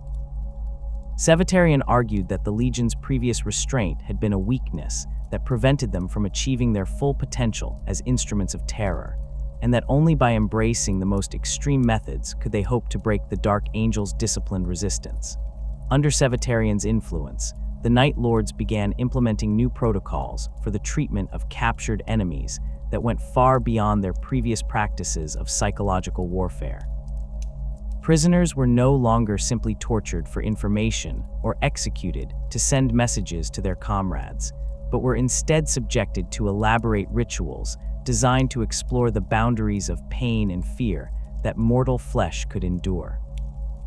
Legion apothecaries developed techniques for keeping victims alive during procedures that would normally result in immediate death, while specialized chambers were constructed aboard Night Lords' vessels to house experiments in suffering that served no tactical purpose beyond the satisfaction they provided to their perpetrators. The Terran faction's resistance to these developments was led by veterans like Captain Zoe Sahal and Sergeant Talos Valkorin, who attempted to maintain some connection to the Legion's original identity as disciplined terror specialists. These warriors argued that the increasingly elaborate torture rituals and meaningless displays of brutality were making the Legion less effective as a military force while simultaneously alienating potential allies among the other traitor legions. They maintained that terror tactics were most effective when employed with surgical precision against specific targets, and that indiscriminate violence would ultimately prove counterproductive to their strategic objectives. The tension between these competing philosophies manifested in increasingly frequent incidents of fratricide, as Night Lords turned their weapons against each other over disputes that reflected deeper disagreements about the Legion's fundamental nature. The first documented case occurred when Captain Krieg Acerbus of the 12th Company ordered the execution of his own sergeant for questioning orders to torture captured Dark Angel civilians.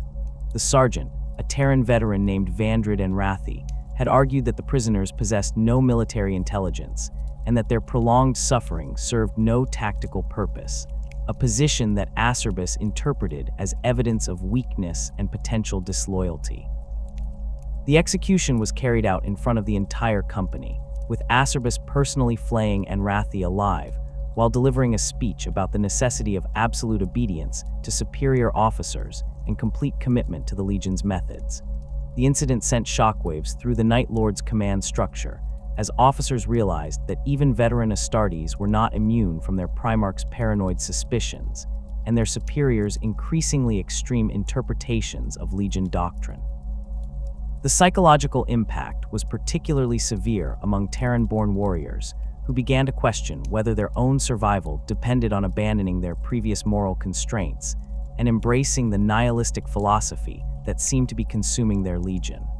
The breakdown of traditional command relationships accelerated as Curze's mental state continued to deteriorate and his ability to provide coherent strategic direction diminished.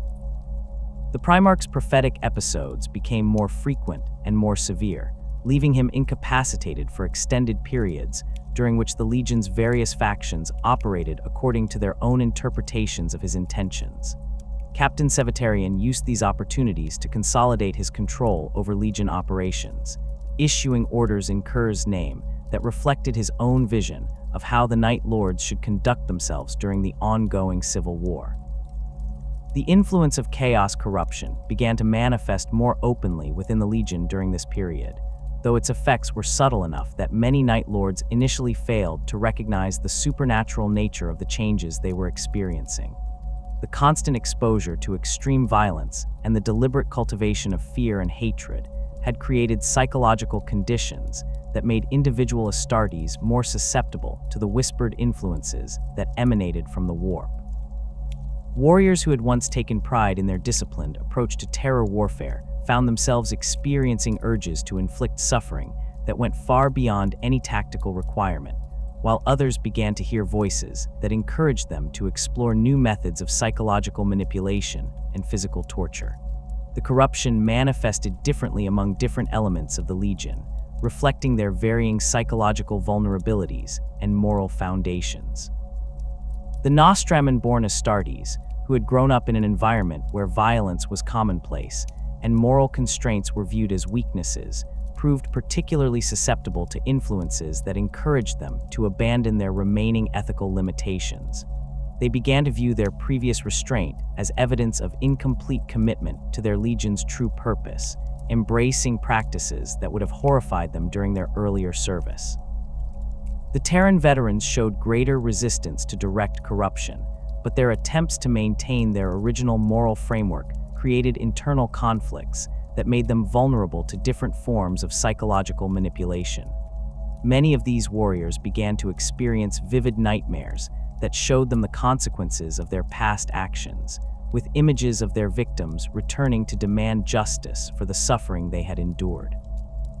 These dreams gradually evolved into waking hallucinations that left veteran Night Lords uncertain about the reality of their perceptions and increasingly isolated from their battle brothers, who seemed unaffected by similar experiences.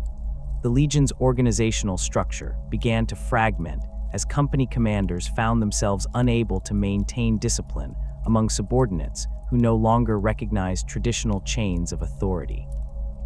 Orders that contradicted a warrior's personal interpretation of Legion doctrine were increasingly ignored or actively resisted, while mission parameters were modified by individual squad leaders who believed they understood their Primarch's true intentions better than their immediate superiors. The careful coordination that had once characterized Night Lord's operations gave way to a more anarchic approach, where success depended on the initiative of individual warriors rather than the execution of comprehensive strategic plans. The most dramatic manifestation of these internal divisions occurred during the assault on the Diamat system, where conflicting interpretations of Curze's orders led to open warfare between different Night Lords' companies. The operation had been planned as a coordinated strike against Dark Angel's supply installations, but disagreements about target priorities and acceptable methods resulted in Captain Malcharian's 5th Company engaging Captain Kellenvar's 23rd Company in a running battle that lasted for 3 days and resulted in significant casualties on both sides. The incident demonstrated that the Legion's internal conflicts had reached the point where they posed a greater threat to operational effectiveness than enemy action. The breakdown of Legion cohesion was further exacerbated by the increasing frequency of supernatural phenomena that seemed to follow in the wake of the Night Lord's most brutal operations.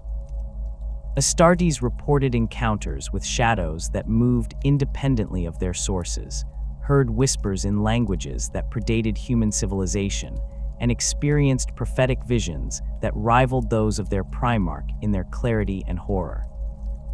These experiences were initially dismissed as psychological stress reactions to prolonged combat, but their consistency across different companies and their correlation with specific types of violent activity suggested that they represented something more significant than simple battle fatigue. The Night Lord's apothecaries documented physical changes in Legion personnel that could not be explained through conventional medical knowledge, including enhanced sensory capabilities that allowed warriors to see clearly in absolute darkness and detect emotional states in other individuals through subtle changes in their biochemical signatures. These mutations were initially viewed as beneficial adaptations that enhanced the Legion's effectiveness in their specialized role, but they were accompanied by psychological changes that made affected warriors increasingly detached from normal human emotions and more susceptible to violent impulses that served no tactical purpose. The theological implications of these developments created additional divisions within the Legion, as different factions attempted to understand the source and significance of the changes they were experiencing.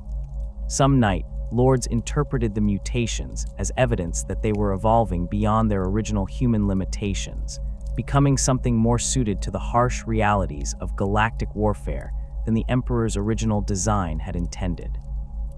Others viewed the changes as evidence of corruption that threatened to transform them into the very monsters they had once fought against, leading to desperate attempts to resist or reverse the mutations through various forms of self-discipline and ritual purification. The Legion's relationship with the other traitor forces became increasingly strained as reports of Night Lords' excesses reached the commanders of other rebel legions.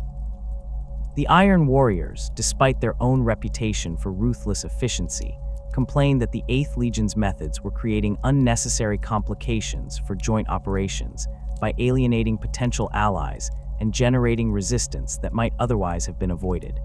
Even the World Eaters, whose own descent into mindless violence was well documented, expressed concern about the Night Lord's apparent abandonment of any pretense of military discipline or strategic coherence. These external pressures combined with internal divisions to create a crisis of identity within the Night Lords that threatened their continued effectiveness as a fighting force. Warriors who had once taken pride in their reputation as the Emperor's most feared enforcers now found themselves questioning whether their legion had become something that even their enemies viewed with disgust rather than terror. The realization that they were becoming isolated from both loyalist and traitor forces created a sense of existential despair that manifested in increasingly self-destructive behavior among individual Astartes who saw no path forward that did not lead to damnation.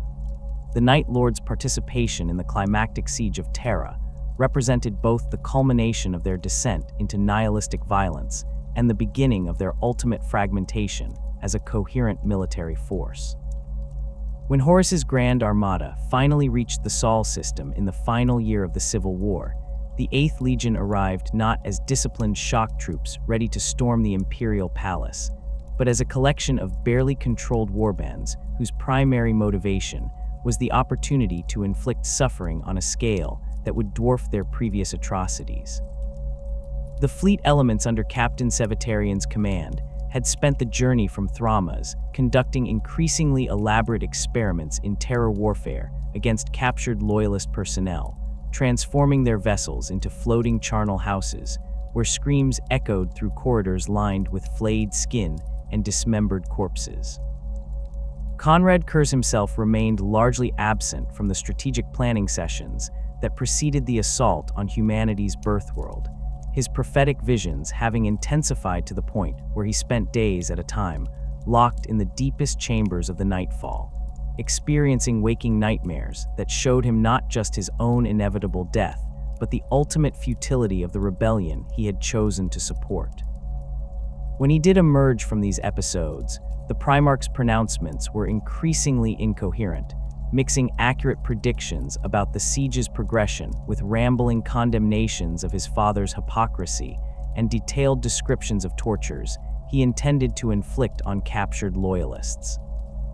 His equerry captain Shang documented instances where Curze would address empty chambers as if they were filled with the ghosts of his victims, carrying on conversations with phantoms that existed only in his deteriorating mind. The assignment of roles within Horus's assault plan reflected the Warmaster's understanding of each legion's capabilities and the strategic requirements of the massive undertaking. The Iron Warriors received responsibility for breaching the palace's outer fortifications through systematic siege warfare, while the World Eaters were tasked with spearhead assaults designed to exploit any gaps in the defenders' lines. The Death Guard would provide the grinding attrition warfare necessary to wear down loyalist resistance, and the Emperor's children would target specific high-value objectives that required surgical precision. The Night Lords, however, were relegated to operations in the Sol system's outer reaches, their reputation for excessive brutality making them unsuitable for the kind of coordinated assault that the siege would require. This peripheral assignment reflected both the other Traitor Legion's distrust of the Night Lord's reliability and Horus's recognition that their specialized capabilities were better suited to terror campaigns than direct military confrontation. The 8th Legion was ordered to conduct raids against loyalist supply convoys attempting to reach Terra, eliminate isolated garrison forces on the system's outer worlds, and spread panic among civilian populations that might otherwise provide support for the Imperial defenders. These missions played to the Night Lord's strengths while keeping them away from the primary assault, where their unpredictable behavior might compromise the overall operation. The Night Lord's first major action during the Sol system campaign came during their assault on the monitoring stations positioned throughout the asteroid belt, installations that provided early warning of enemy fleet movements and coordinated defensive fire from hidden weapon platforms. Rather than simply destroying these facilities through orbital bombardment, the 8th Legion chose to capture them intact so they could be used as bases for extended terror campaigns against loyalist shipping. The assault on Station Omega-7 demonstrated both the Night Lord's tactical capabilities and their complete abandonment of any pretense of military restraint. The attack began during the station's night cycle, when reduced manning levels provided optimal conditions for the kind of infiltration, warfare, that the Night Lords had perfected during their campaigns throughout the Outer Rim. Strike craft launched from the battle barge Covenant of Blood approached through the asteroid field's sensor shadows, their hulls modified with stealth systems that rendered them nearly invisible to conventional detection methods. The boarding parties consisted of veteran Astartes, whose armor bore the accumulated trophies of hundreds of previous terror campaigns, strips of flayed skin, preserved organs suspended in transparent containers, and carved bone fragments that told wordless stories of suffering inflicted on countless victims. The infiltration proceeded with methodical precision as Night Lord's assault teams penetrated the station's outer hull through maintenance access points that had been identified during previous reconnaissance missions. The attackers moved through the facility's corridors with supernatural stealth, their enhanced senses allowing them to navigate in absolute darkness, while avoiding automated security systems that might have detected less skilled intruders. The garrison's first indication of the attack came when patrol teams began disappearing from their assigned routes, their absence noticed only when they failed to report at scheduled intervals. The Night Lord's treatment of the captured defenders revealed the extent to which their methods had evolved beyond simple terror tactics into elaborate rituals of suffering that served no military purpose beyond the satisfaction they provided to their perpetrators.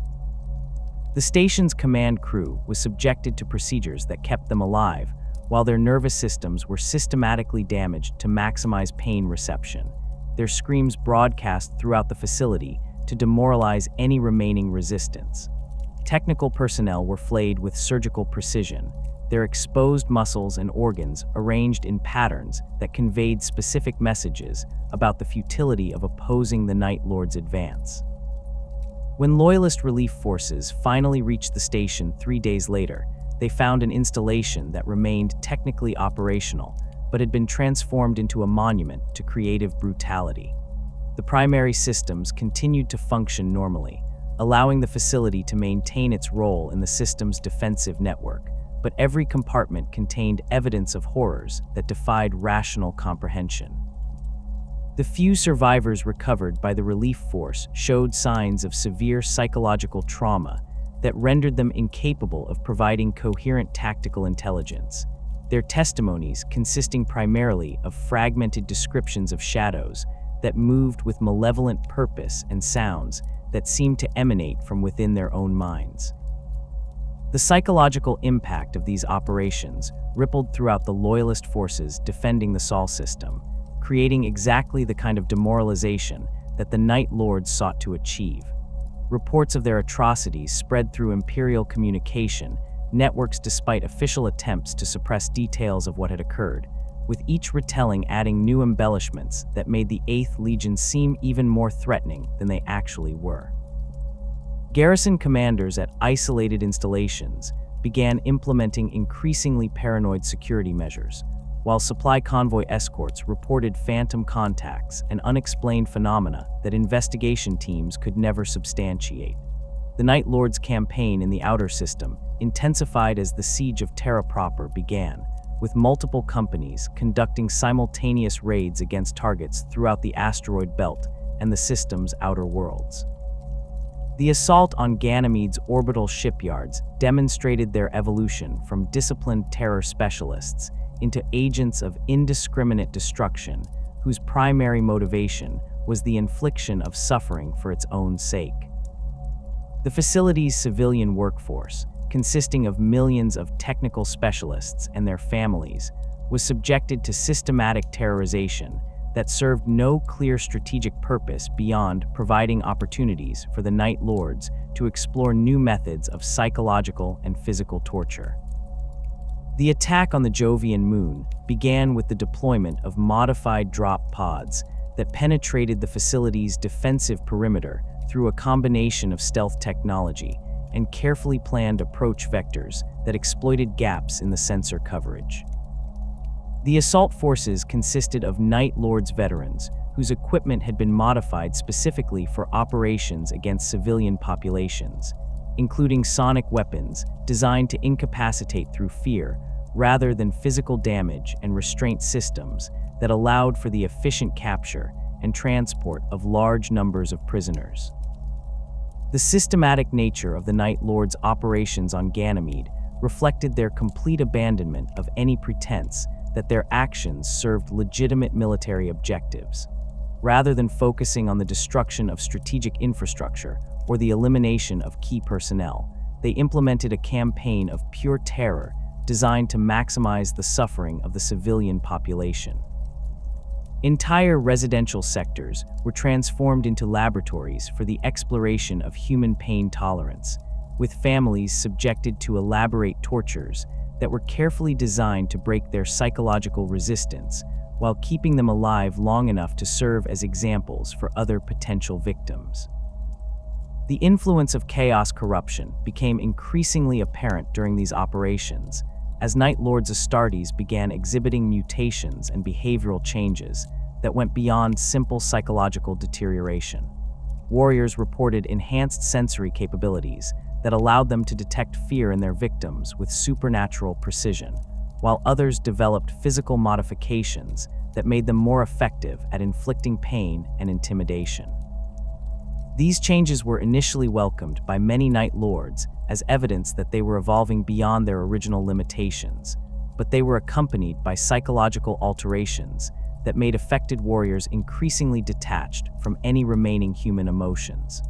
The fragmentation of the Legion's command structure accelerated during the Sol System campaign as different companies began operating according to their own interpretations of their mission parameters.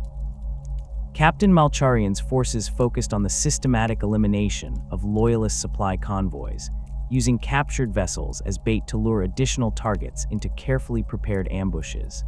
Captain Kellenvar's companies specialized in raids against isolated garrison forces, developing techniques for breaking enemy morale through displays of creative brutality that left survivors too traumatized to provide effective resistance. The most extreme manifestation of the Night Lords' descent into nihilistic violence came during their assault on Luna's research facilities, where they discovered archives containing records of the Emperor's early genetic experiments and the creation of the Primarchs themselves.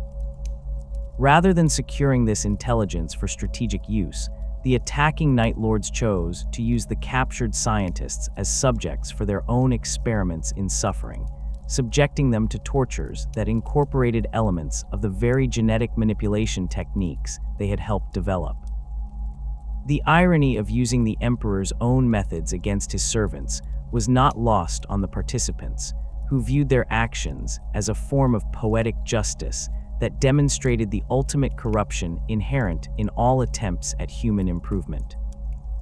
Konrad Curze's direct participation in the Sol System campaign was limited to a handful of personal interventions that reflected his deteriorating mental state and his growing obsession with proving the righteousness of his philosophy through increasingly extreme demonstrations. His infiltration of a loyalist command bunker on Titan resulted in the systematic elimination of an entire strategic planning staff, their bodies arranged in tableaus that told the story of their perceived crimes against the truth that Curze believed he represented. The precision and symbolism of these killings demonstrated that despite his psychological deterioration, the Primarch retained his supernatural abilities and his understanding of how fear could be weaponized against even the most disciplined opponents. The news of Horus's defeat and death aboard the Vengeful Spirit reached the Night Lord's forces in the outer system through fragmented communications that initially seemed too incredible to believe. The Warmaster's fall created an immediate crisis of leadership among the traitor legions, as different factions attempted to assess their options in the face of inevitable imperial retaliation. For the Night Lords, whose participation in the rebellion had been motivated more by nihilistic philosophy than by loyalty to Horus personally, the Warmaster's death represented validation of their belief that all attempts at order and civilization were ultimately doomed to failure. The immediate aftermath of the siege's collapse saw the Night Lord's fleet elements scattered throughout the Sol System, attempting to coordinate their withdrawal while avoiding the Loyalist forces that were already beginning to hunt down fleeing traitor units. The Legion's fragmented command structure made organized retreat difficult, with different companies operating according to their own assessment of the tactical situation rather than following any coherent strategic plan. Some units attempted to fight their way out of the system through direct confrontation with Loyalist blocking forces, while others sought to escape through stealth and misdirection. Captain Sevatarian emerged as the de facto leader of the Night Lord's retreat, using his position as first captain to coordinate the withdrawal of those companies that remained responsive to central authority. His assessment of the strategic situation was brutally realistic. The traitor cause was lost. The Emperor's forces would show no mercy to those who had participated in the siege, and the Night Lord's only hope for survival lay in reaching the Eye of Terror before Loyalist pursuit forces could intercept them. The withdrawal would require abandoning much of their heavy equipment and accepting significant casualties, but the alternative was complete annihilation at the hands of vengeful Imperial forces. The Night Lords' escape from the Sol system marked the beginning of their transformation from a Space Marine Legion into something resembling a collection of piratical warbands united only by shared complicity in unspeakable atrocities. The retreat itself became an extension of their terror campaigns as fleeing companies conducted raids against loyalist installations and civilian populations throughout the outer system, their attacks serving no strategic purpose beyond providing opportunities for final acts of spite against the Imperium they had failed to destroy. The systematic nature of these operations demonstrated that even in defeat, the Night Lords remained committed to their philosophy of governance through fear and their belief that suffering was the only universal truth. The psychological impact of defeat affected different elements within the Legion in varying ways, reflecting their diverse backgrounds and motivations for joining the rebellion. The Nostramo-born elements, who had grown up in an environment where failure often meant death, adapted quickly to their new circumstances as hunted fugitives. They viewed the retreat not as a humiliating defeat, but as a tactical withdrawal that would allow them to continue their war against Imperial authority through different methods. The Terran veterans, however, struggled more with the implications of their situation, having joined the Legion with expectations of military professionalism that had been gradually eroded by years of increasingly extreme violence. The journey toward the Eye of Terror became a running battle as loyalist pursuit forces attempted to intercept fleeing traitor elements before they could reach the safety of chaos-controlled space. The Night Lords' superior knowledge of stealth tactics and their willingness to sacrifice anything for survival advantages allowed many of their companies to evade destruction, but the constant pressure of pursuit prevented any attempt at reorganization or strategic planning. Individual captains made their own decisions about routes and tactics, leading to further fragmentation as the Legion's remnants scattered across multiple star systems in their desperate flight from Imperial justice. The Night Lords' entry into the Eye of Terror marked not just their physical escape from Imperial pursuit, but their final transformation into the kind of monsters they had always claimed to be fighting against. The psychic storms and reality warping effects of chaos-controlled space accelerated the mutations and psychological changes that had been developing throughout their participation in the heresy, while the complete absence of any external authority allowed their most extreme impulses to manifest without restraint. The Legion that emerged from this transition bore little resemblance to the disciplined terror specialists who had once served as the Emperor's most feared enforcers, having evolved into something that existed purely to inflict suffering on a galaxy that had rejected their vision of necessary cruelty. The retreat into the Eye of Terror marked not an ending, but a grotesque metamorphosis for the Night Lords, as the Legion's remnants discovered that survival in the realm of chaos required adaptations that completed their transformation from Imperial enforcers into something far more sinister. The psychic storms that raged through the warp-touched space stripped away the last vestiges of their original identity, while the reality-warping effects of prolonged exposure to chaos energy's accelerated mutations that had been developing since their participation in the heresy. Companies that had maintained some semblance of military organization found their command structures dissolving as individual captains claimed independent authority over their forces, leading to the fragmentation that would define the Legion's existence for the next 10 millennia. The immediate aftermath of their entry into chaos-controlled space revealed the extent to which the Night Lords had already diverged from their original purpose as Space Marines. Rather than attempting to establish defensible positions or coordinate their scattered forces into a coherent military organization, the various company commanders began competing for control of resources and territory within the Eye of Terror itself. These conflicts often devolved into the same kind of brutal gang warfare that had characterized Nostramo before Konrad Curze's intervention, with former battle brothers turning their weapons against each other over disputes that reflected deeper philosophical divisions about the Legion's future direction. Captain Jago Sevatarian's attempts to maintain some form of central authority proved increasingly futile, as the months following their retreat stretched into years of constant internecine warfare. The first captain's efforts to coordinate joint operations against Imperial targets were repeatedly undermined by subordinate commanders who viewed cooperation as a sign of weakness and preferred to pursue their own agendas regardless of broader strategic considerations.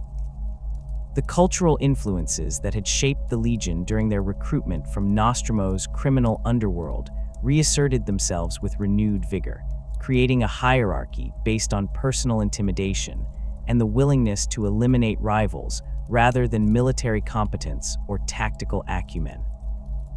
The assassination of Konrad Curze by the Calidus assassin Emshen occurred during the Legion's third year of exile, when their Primarch had withdrawn almost completely from active leadership to pursue his increasingly obsessive study of prophetic visions that showed him endless variations of his own death. The killer infiltrated the Nightfall through methods that remain mysterious even to the Legion's most paranoid security specialists, appearing in Curze's private chambers as if she had materialized from the shadows themselves. The Primarch's final moments were witnessed only by the assassin herself, but the discovery of his flayed corpse arranged in a pose that suggested he had welcomed his fate sent shockwaves through the scattered Night Lord's forces. The psychological impact of their Gene Father's death varied dramatically among different elements within the Legion, reflecting the competing interpretations of his legacy that had developed during the years since Nostramo's destruction. The Terran veterans who had served since the Legion's founding viewed Curze's assassination as the final proof that their original mission had been corrupted beyond redemption, that the disciplined terror specialists they had once been could never be restored. Many of these warriors sought death in increasingly reckless attacks against Imperial forces, preferring annihilation to the prospect of continued existence as the monsters they had become. The Nostraman-born elements responded differently to news of their Primarch's death, interpreting it not as a catastrophic loss, but as liberation from the last constraints that had prevented them from fully embracing their true nature. These warriors had always viewed Curze's philosophical justifications for their methods with skepticism, understanding that his attempts to rationalize their brutality through appeals to necessity and cosmic justice were merely elaborate self-deceptions, with their Gene Father's death removing any pretense that their actions served higher purposes. They embraced a nihilistic philosophy that celebrated violence and suffering as ends in themselves, rather than means to achieve strategic objectives. The fragmentation accelerated dramatically in the years following Curze's assassination, as individual company commanders declared themselves independent warlords and began recruiting followers from among the Legion's scattered remnants. These emerging warbands reflected the personal obsessions and psychological peculiarities of their leaders, with each developing its own distinctive approach to warfare and its own interpretation of what it meant to be a Night Lord in the post-Heresy galaxy. Some maintained recognizable elements of Space Marine organization and tactics, while others devolved into collections of barely controlled predators who happened to share common gene seed origins. Captain Krieg Acerbus emerged as one of the most successful warband leaders during this period, using his understanding of Nostraman criminal culture to build a power base that attracted followers from across the scattered Legion remnants. His warband, which came to be known as the Company of Shadows, specialized in extended terror campaigns against Imperial worlds in the Outer Rim territories, conducting operations that combined traditional Night Lords' psychological warfare with innovations drawn from their experiences in the Eye of Terror.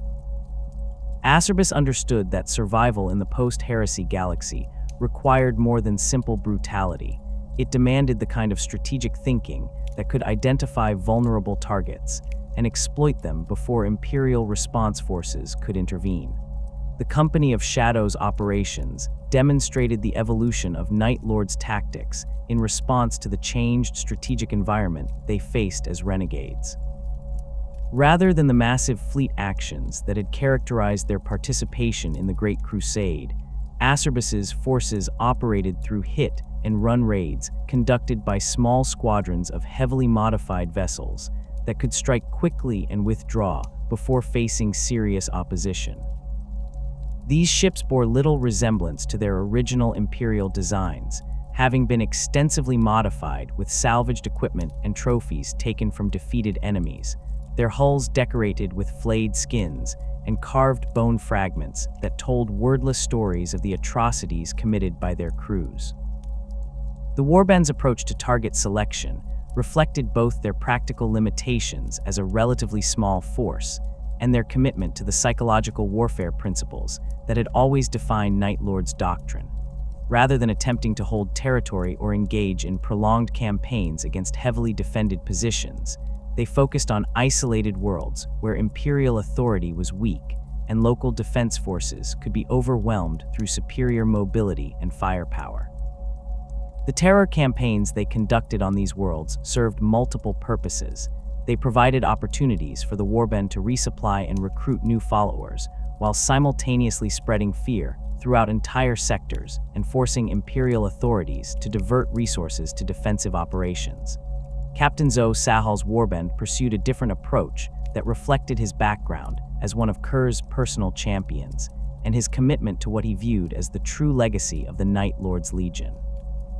Sahal maintained that their Primarch's death had been part of a larger plan designed to demonstrate the ultimate vindication of his philosophy, that the assassination itself proved the correctness of Curze's beliefs about the fundamental corruption of all human institutions. This interpretation led Sahal to conduct operations that were explicitly designed to expose what he saw as the hypocrisy of imperial justice, targeting corrupt officials and criminal organizations with the same methods that had once been employed against enemies of the Imperium.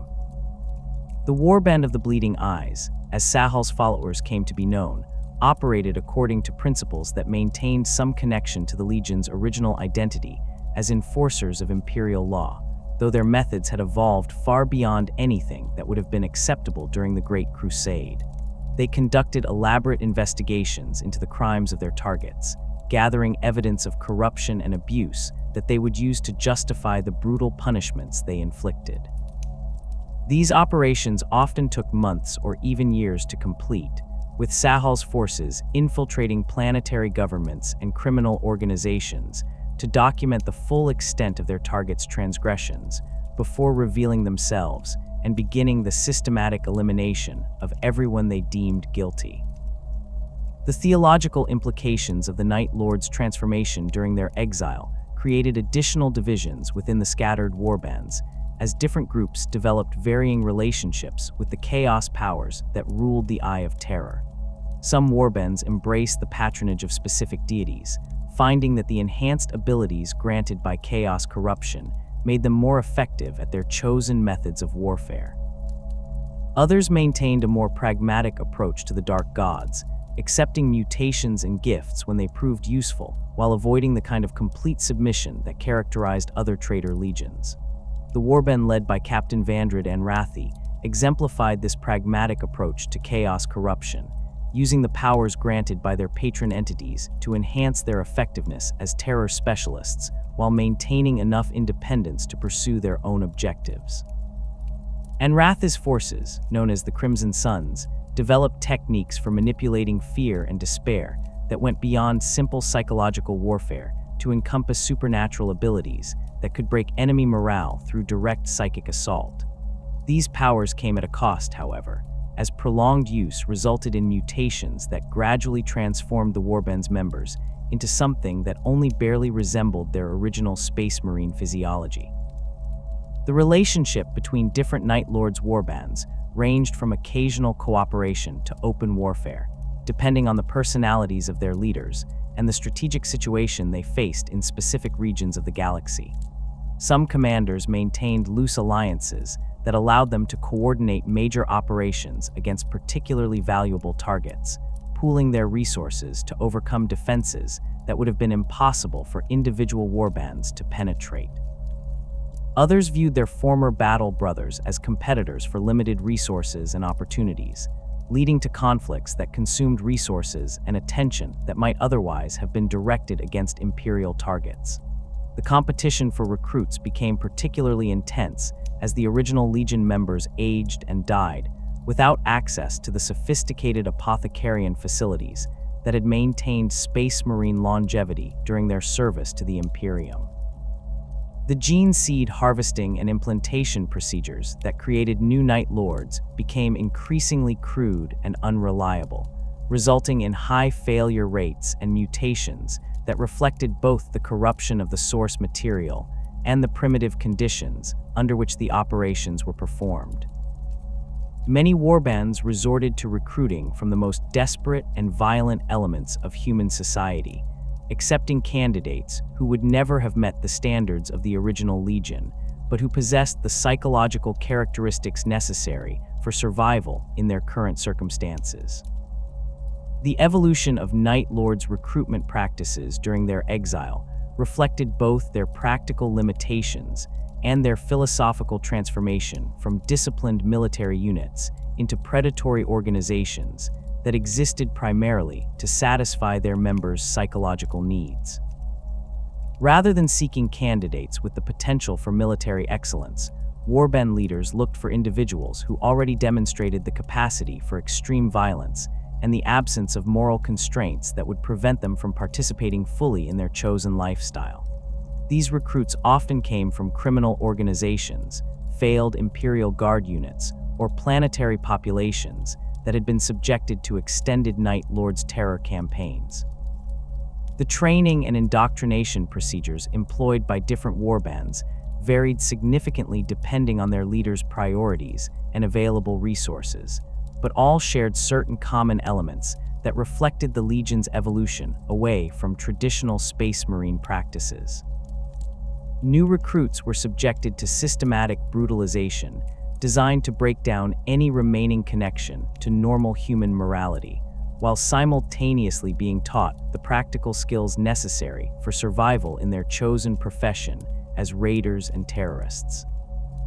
The psychological conditioning process often involved forcing candidates to participate in increasingly extreme acts of violence against captured prisoners, with advancement through the ranks dependent on demonstrating creativity and enthusiasm in the infliction of suffering. The technological capabilities of Night Lords warbands during their exile reflected both their resourcefulness in adapting captured equipment and their gradual decline from the sophisticated military organization they had once been. Many warbands became expert at salvaging and modifying Imperial technology for their own purposes, creating hybrid systems that combined standard Space Marine equipment with innovations drawn from Xenos sources or chaos-corrupted machinery. These modifications often enhanced the terror-inducing aspects of their gear at the expense of reliability or tactical effectiveness, reflecting their priorities as psychological warfare specialists rather than conventional military forces. The development of specialized torture devices and terror weapons became a particular focus for many Night Lords artificers, who competed to create increasingly elaborate instruments of suffering that could serve both practical and ceremonial purposes. These devices ranged from relatively simple modifications to existing equipment, such as chainswords with serrated teeth designed to maximize pain rather than cutting efficiency, to complex mechanisms that could keep victims alive and conscious while subjecting them to experiences that defied description. The creation and use of such devices became a form of artistic expression within Night Lords culture, with master torturers achieving recognition and status based on their ability to explore new boundaries of mortal suffering. The relationship between Night Lords warbands and other chaos forces operating in the galaxy varied significantly depending on the specific circumstances of individual encounters and the philosophical orientations of the groups involved. Some warbands found common cause with other Traitor Legion remnants, participating in joint operations against Imperial targets when their specialized capabilities complemented the strengths of their allies.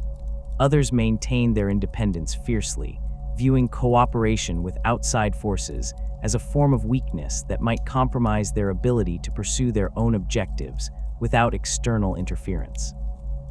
The long-term strategic impact of Night Lord's operations during the millennia following the heresy was difficult to quantify precisely, but their activities undoubtedly contributed to the general atmosphere of fear and paranoia that characterized imperial frontier regions. Their reputation for extreme brutality and their ability to strike without warning made them bogeymen whose very names could empty star systems of civilian shipping and force imperial authorities to maintain expensive defensive measures that might otherwise have been deployed against more conventional threats. This psychological impact often exceeded the direct military damage they inflicted, creating a form of strategic leverage that allowed relatively small forces to influence events across vast regions of space. The adaptation of Night Lord's warbands to the changing strategic environment of the 41st millennium demonstrated both their resilience as survivors and their continued commitment to the principles of terror warfare that had defined their original identity.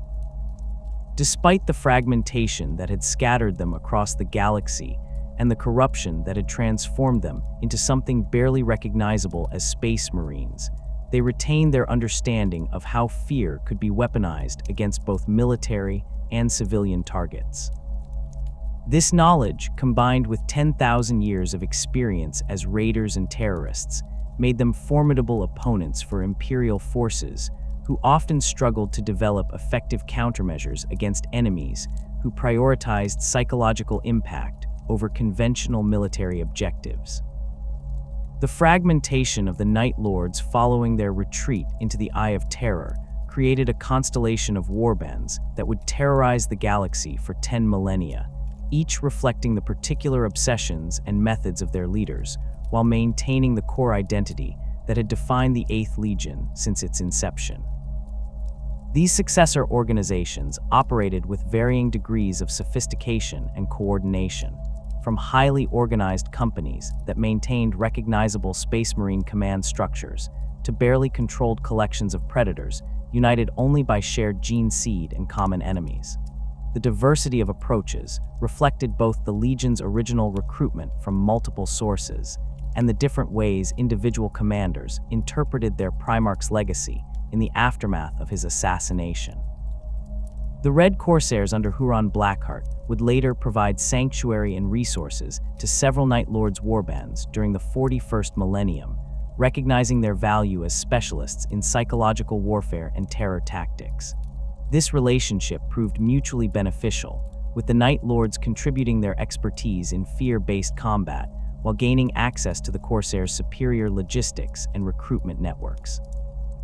The alliance demonstrated the pragmatic approach that characterized most Night Lords' operations during their exile, prioritizing survival and operational effectiveness over ideological purity or traditional loyalties. Captain Talos Valkorn emerged as one of the most significant figures among the scattered Night Lords' remnants, his 10th company evolving into a warband that maintained closer ties to their Legion's original identity than many of their contemporaries. Valkorn's background as a Terran-born veteran who had served throughout the Great Crusade and Horus Heresy provided him with perspectives that differed significantly from the Nostraman-dominated leadership that had characterized the Legion's later years. His approach to warfare emphasized the tactical applications of terror rather than violence for its own sake, viewing psychological warfare as a tool to achieve strategic objectives rather than as an end in itself. The 10th Company's operations under Valkorn's leadership demonstrated the continued effectiveness of traditional Night Lords doctrine when applied with discipline and strategic thinking. Rather than conducting random raids against vulnerable targets, his forces focused on operations that served broader purposes, eliminating specific threats to their survival, acquiring resources necessary for their continued existence, or striking at Imperial forces in ways that would discourage pursuit while minimizing their own casualties. This methodical approach allowed the warband to maintain its strength over extended periods, while many of their contemporaries suffered attrition through reckless aggression or internal conflicts. Valkorn's relationship with his battle brothers reflected the complex dynamics that characterized Night Lords warbands during their exile. As one of the few remaining Terran veterans in a position of command, he served as a link to the Legion's pre-heresy identity while simultaneously adapting to the harsh realities of their current circumstances. His leadership style combined elements of traditional Space Marine discipline with the pragmatic brutality that survival as renegades required, creating a command structure that maintained operational effectiveness while acknowledging the psychological changes that 10 millennia of warfare had wrought on his warriors. The warbands recruitment practices under Valkoren's guidance demonstrated the challenges faced by Night Lord's forces attempting to maintain their strength without access to Imperial resources or infrastructure. The 10th Company relied heavily on salvaged gene seed and improvised apothecarian procedures, accepting higher failure rates and increased mutation risks as unavoidable consequences of their circumstances. Valkoren's personal involvement in the selection and training of new recruits reflected his understanding that maintaining the warband's identity required careful attention to the psychological characteristics of potential members, ensuring that new additions possessed both the tactical skills and mental resilience necessary for their specialized form of warfare. Captain Krieg Acerbus represented a different approach to Night Lord's leadership, his warband embracing the more extreme aspects of their Legion's transformation while maintaining enough tactical coherence to conduct effective military operations. Acerbus had been among the Nostraman recruits who joined the Legion during its later expansion, bringing with him the cultural perspectives that had shaped his homeworld's criminal societies.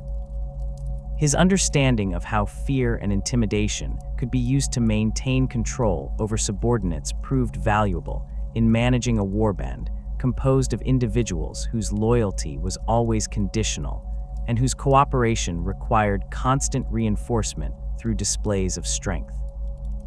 The Company of Shadows under Acerbus's command specialized in extended terror campaigns that combined traditional Night Lord's psychological warfare with innovations developed during their exile in chaos-controlled space. These operations often lasted for months or years, with the warband establishing hidden bases within target systems and conducting systematic campaigns designed to break the will of local populations through carefully orchestrated displays of brutality. The psychological impact of these campaigns often exceeded their direct military effect, creating regions of space where Imperial authority existed only in name, while actual control rested with whoever possessed sufficient force to impose their will on terrorized populations. Acerbus's tactical doctrine emphasized the importance of reputation as a force multiplier, recognizing that the Night Lord's effectiveness depended as much on their enemies' expectations as on their actual capabilities. His forces deliberately cultivated an aura of supernatural menace through their appearance and methods, modifying their armor and equipment to enhance their terror-inducing qualities while developing signature techniques that would be associated specifically with their warband. This approach proved effective at maximizing the psychological impact of their operations while minimizing the resources required to achieve strategic objectives.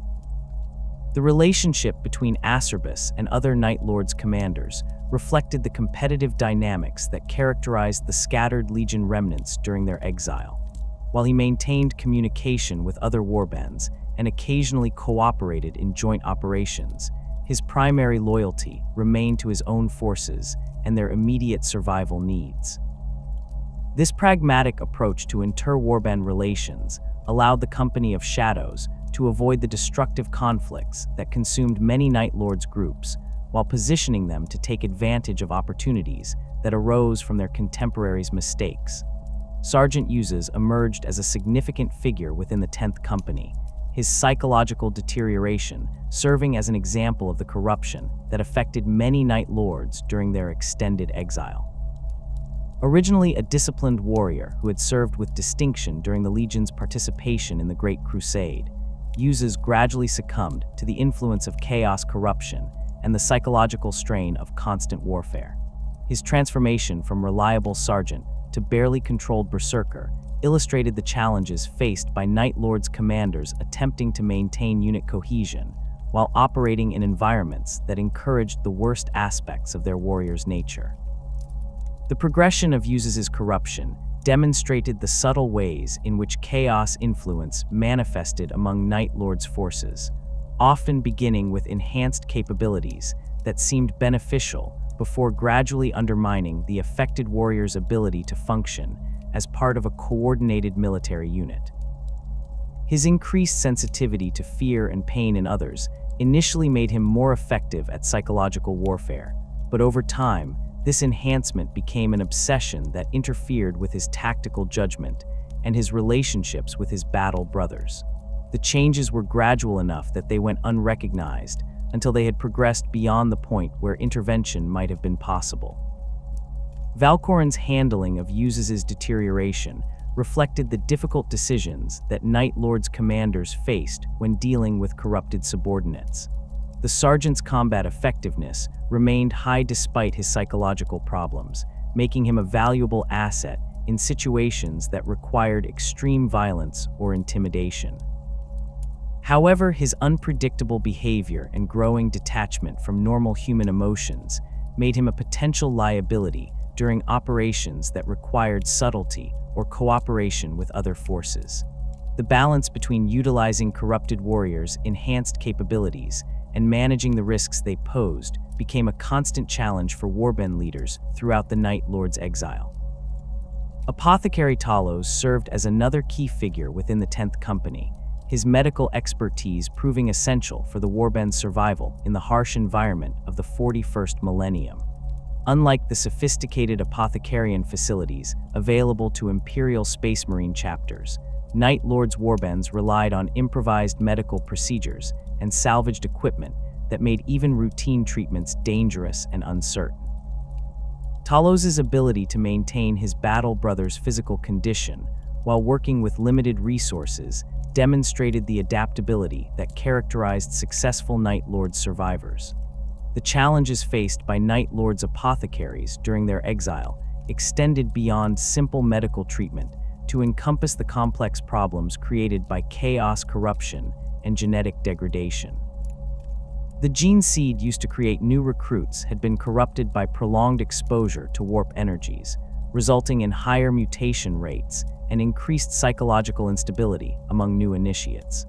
Apothecaries like Talos were forced to develop techniques for managing these complications while working without access to the advanced genetic laboratories and purification procedures that had once maintained the Legion's biological integrity.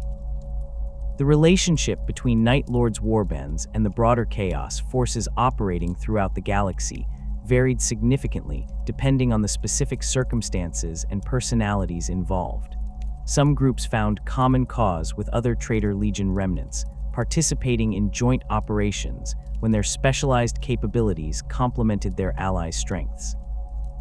The Night Lord's expertise in psychological warfare and terror tactics made them valuable partners for forces conducting extended campaigns against Imperial strongholds, while their knowledge of infiltration and sabotage techniques proved useful in operations requiring stealth and precision.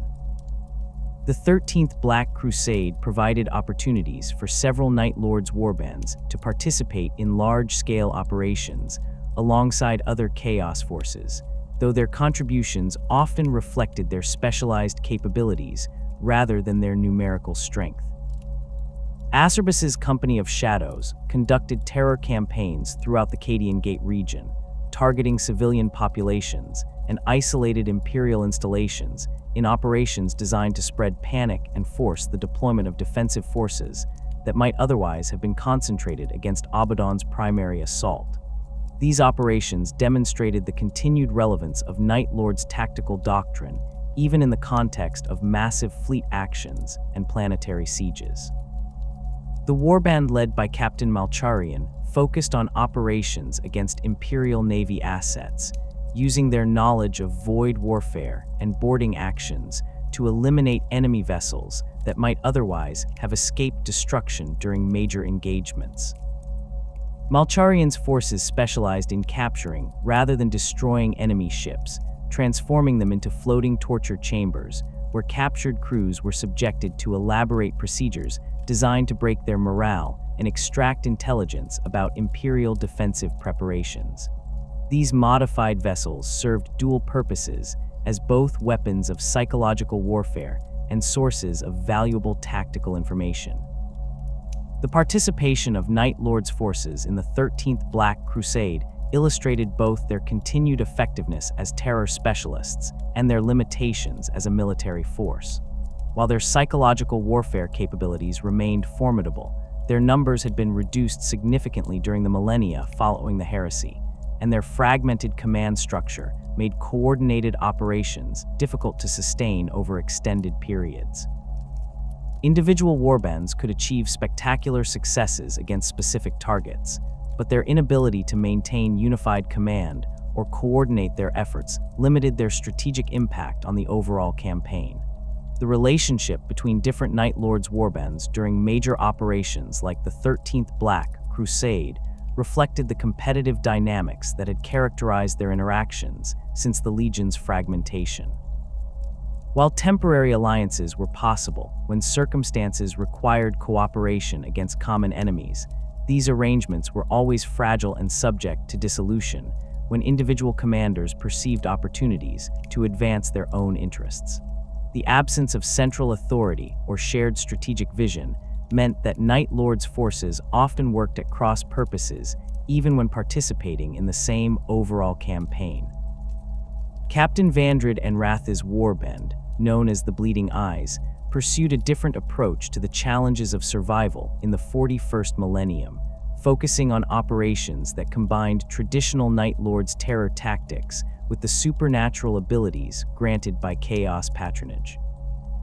Anrathi had embraced corruption more completely than many of his contemporaries, accepting mutations and psychic enhancements that made him more effective at psychological warfare, while gradually transforming him into something that only barely resembled his original Space Marine physiology. His warband served as an example of how Night Lord's forces could adapt to their circumstances while maintaining their core identity as specialists in fear-based combat. The Bleeding Eyes operations demonstrated the evolution of Night Lord's tactical doctrine in response to the supernatural threats and opportunities that characterized warfare in the 41st millennium. Anrath's forces developed techniques for manipulating fear and despair that went beyond conventional psychological warfare to encompass direct psychic assault against enemy morale. These abilities allowed them to break the resistance of even disciplined Imperial forces through methods that defied rational explanation, creating terror that persisted long after the immediate threat had passed. The cost of such enhancements became apparent in the physical and psychological changes that affected the Bleeding Eyes over time. Warriors who had once been recognizable as Space Marines gradually transformed into creatures whose appearance alone could induce panic in normal humans, while their mental processes became increasingly alien and detached from human concerns.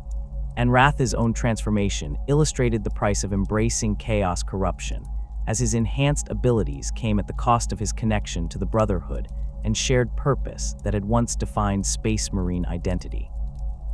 The territorial claims established by various Night Lords warbands throughout the galaxy reflected both their practical needs for secure bases and their psychological requirement for domains where they could exercise absolute authority. Unlike other Traitor Legion remnants who might seek to establish permanent kingdoms or participate in the governance of chaos-controlled worlds, Night Lords groups typically preferred isolated systems where they could operate without interference from other chaos forces or Imperial authorities. These territories served primarily as staging areas for raids and recruitment centers for new followers, rather than as attempts to create lasting political entities.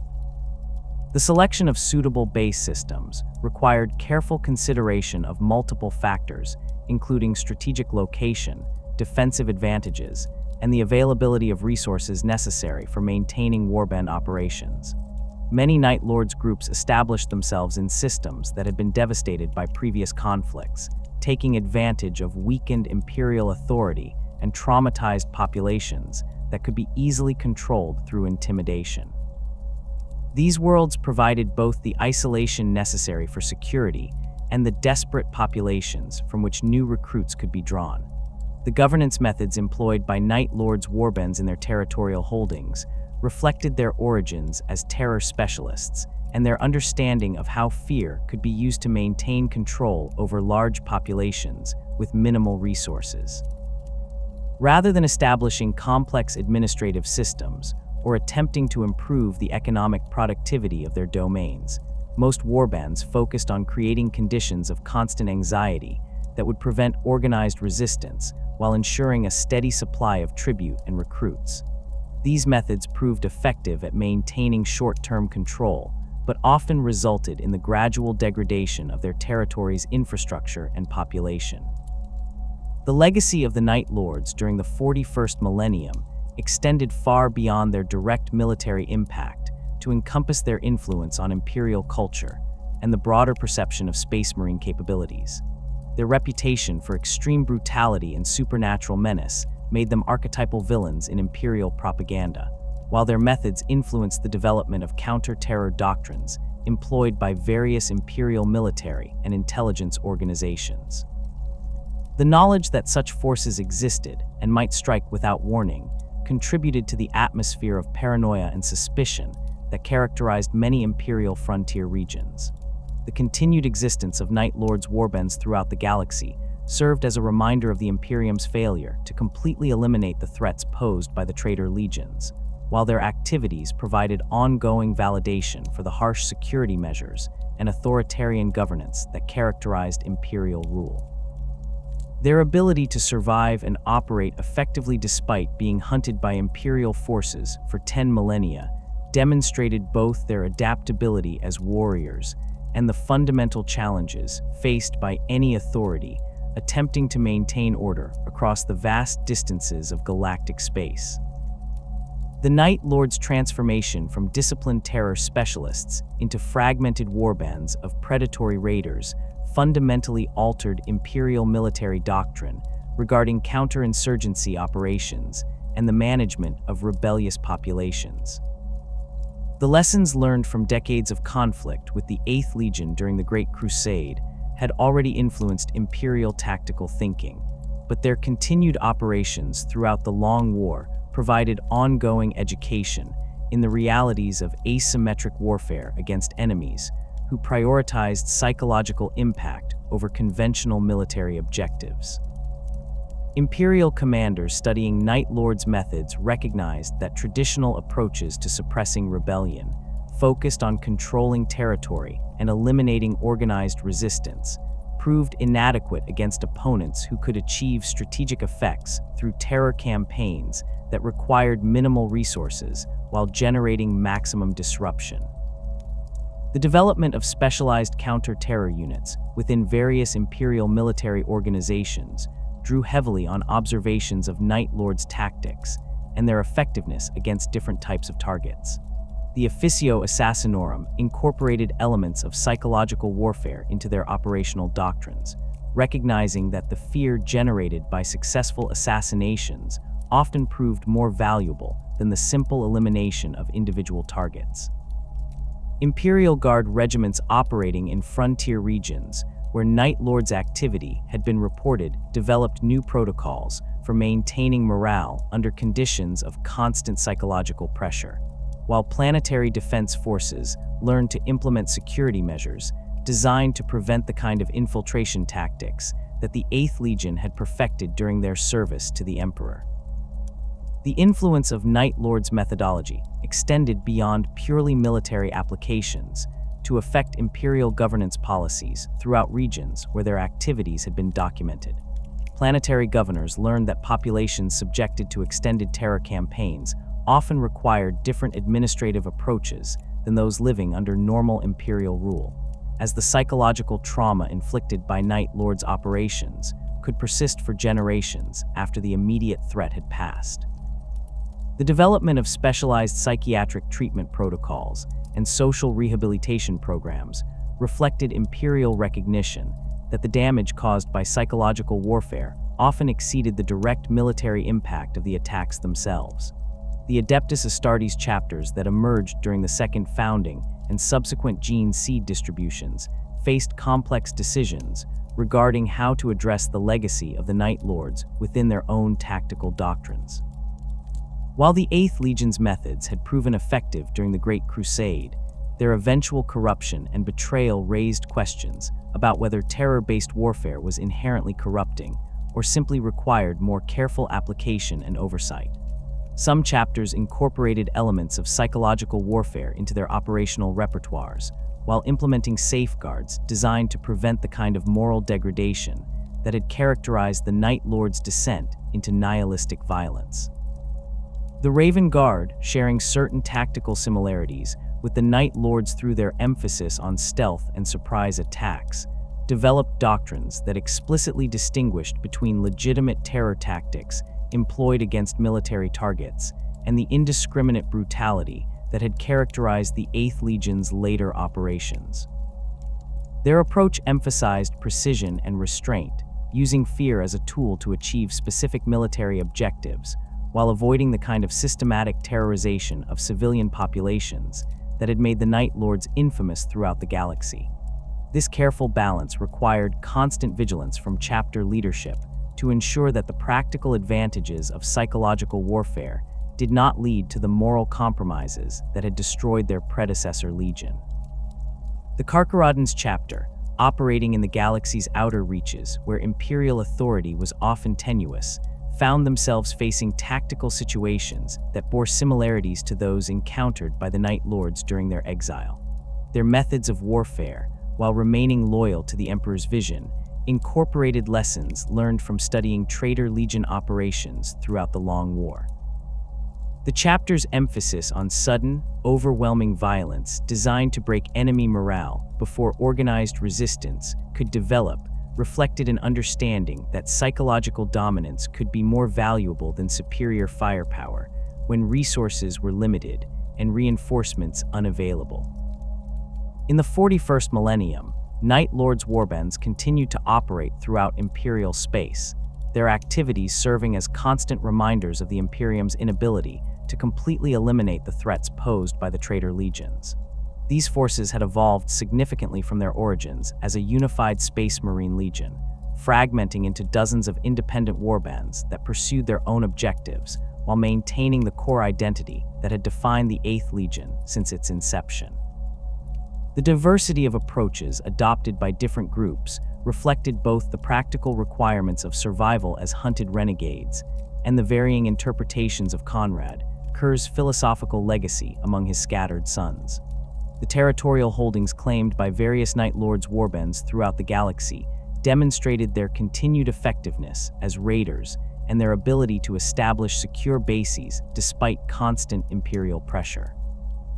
The Maelstrom region provided sanctuary for several significant groups, including remnants of Talos Valkorn's 10th Company and elements of Krieg Acerbis's Company of Shadows.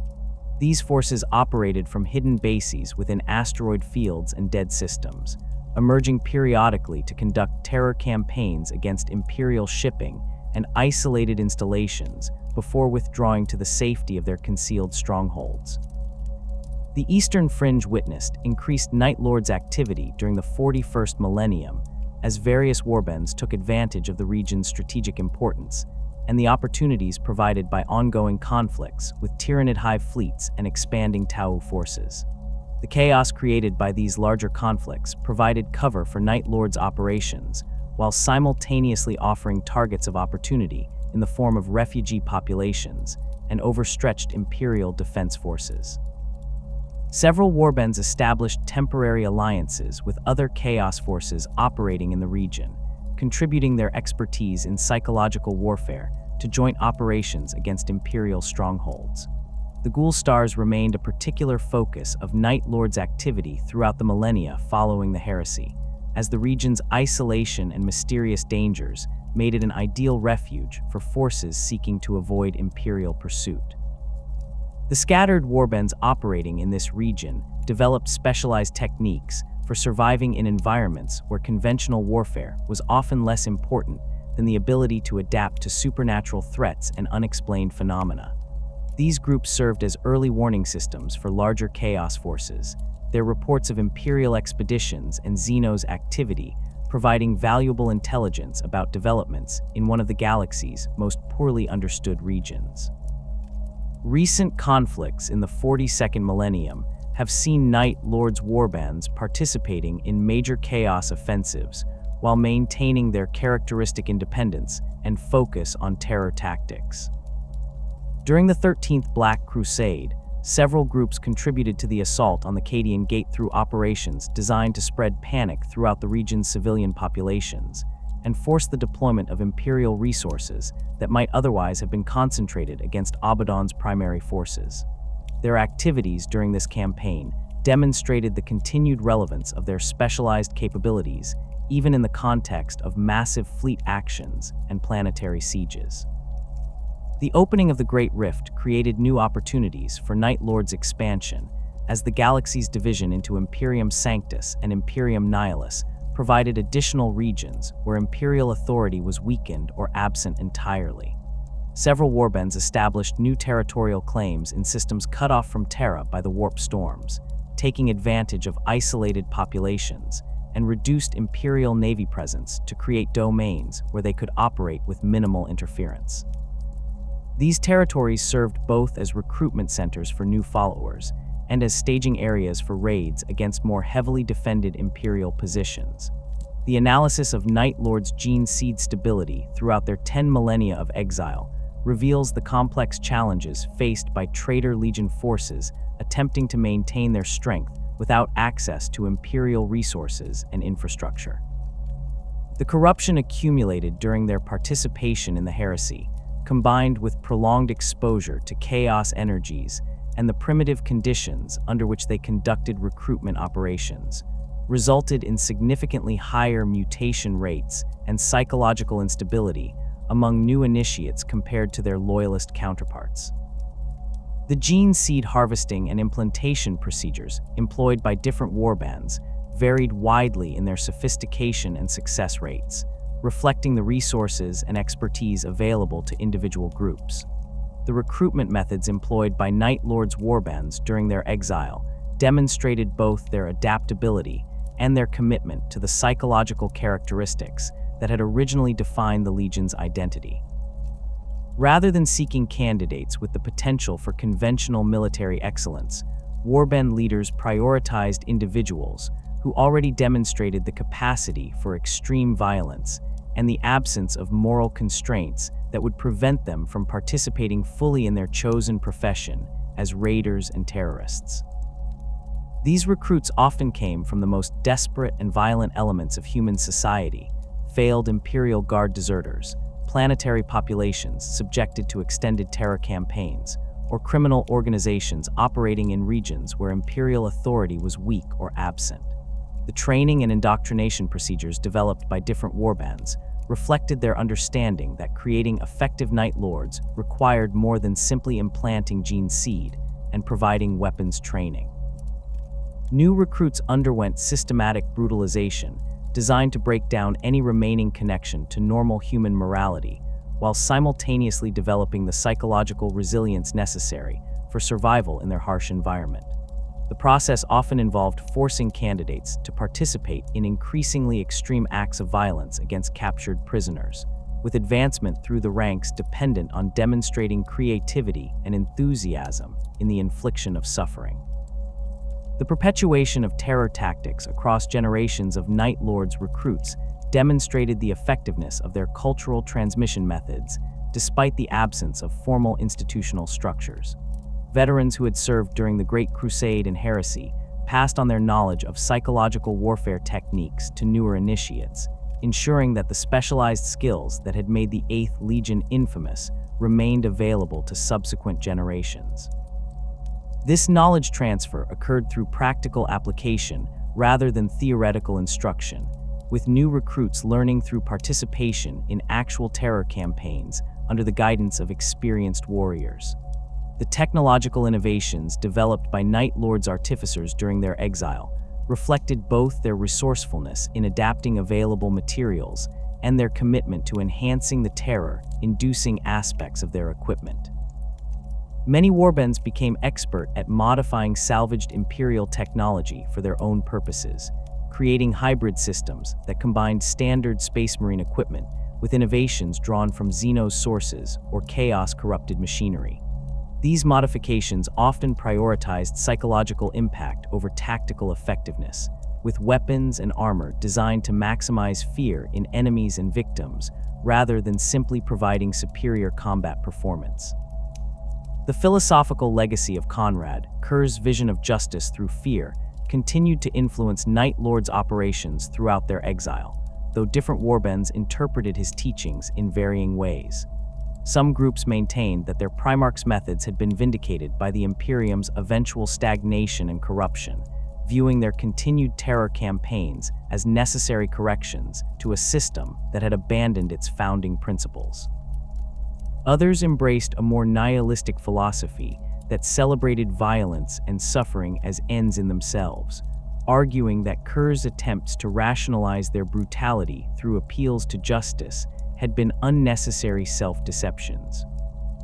The debate over the true meaning of their Primarch's legacy created ongoing tensions within and between different Night Lords' warbands, with some commanders attempting to maintain connections to their original identity as enforcers of imperial law, while others fully embraced their transformation into agents of chaos and destruction.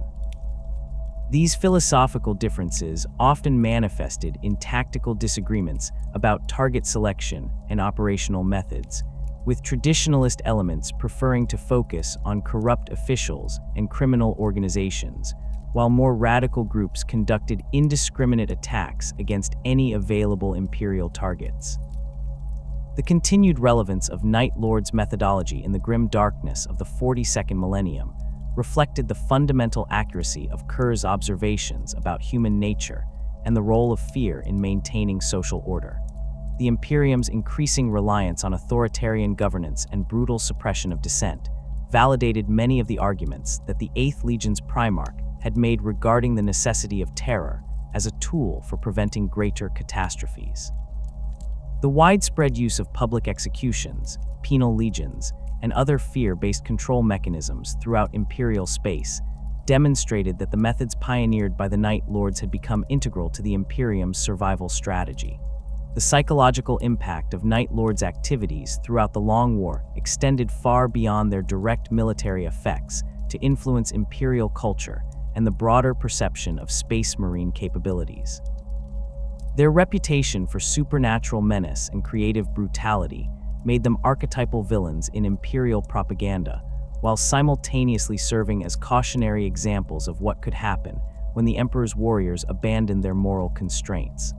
The knowledge that such forces existed and might strike without warning contributed to the atmosphere of paranoia and suspicion that characterized many Imperial frontier regions.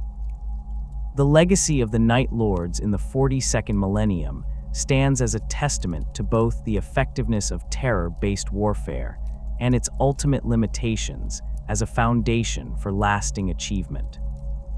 Their success in surviving 10 millennia of Imperial pursuit while maintaining their identity as specialists in psychological warfare demonstrated the tactical validity of their methods, yet their fragmentation and inability to create anything beyond temporary domains of fear revealed the inherent weaknesses in their philosophical approach. They remain what they have always been, necessary monsters whose existence serves as a reminder that in the grim darkness of the far future, the line between justice and vengeance, between order and tyranny, remains as thin as the edge of a flaying knife. Their terror continues to echo through the void, a dark reflection of humanity's capacity for both salvation and damnation, forever haunting a galaxy that can neither fully embrace nor completely reject the harsh truths they represent.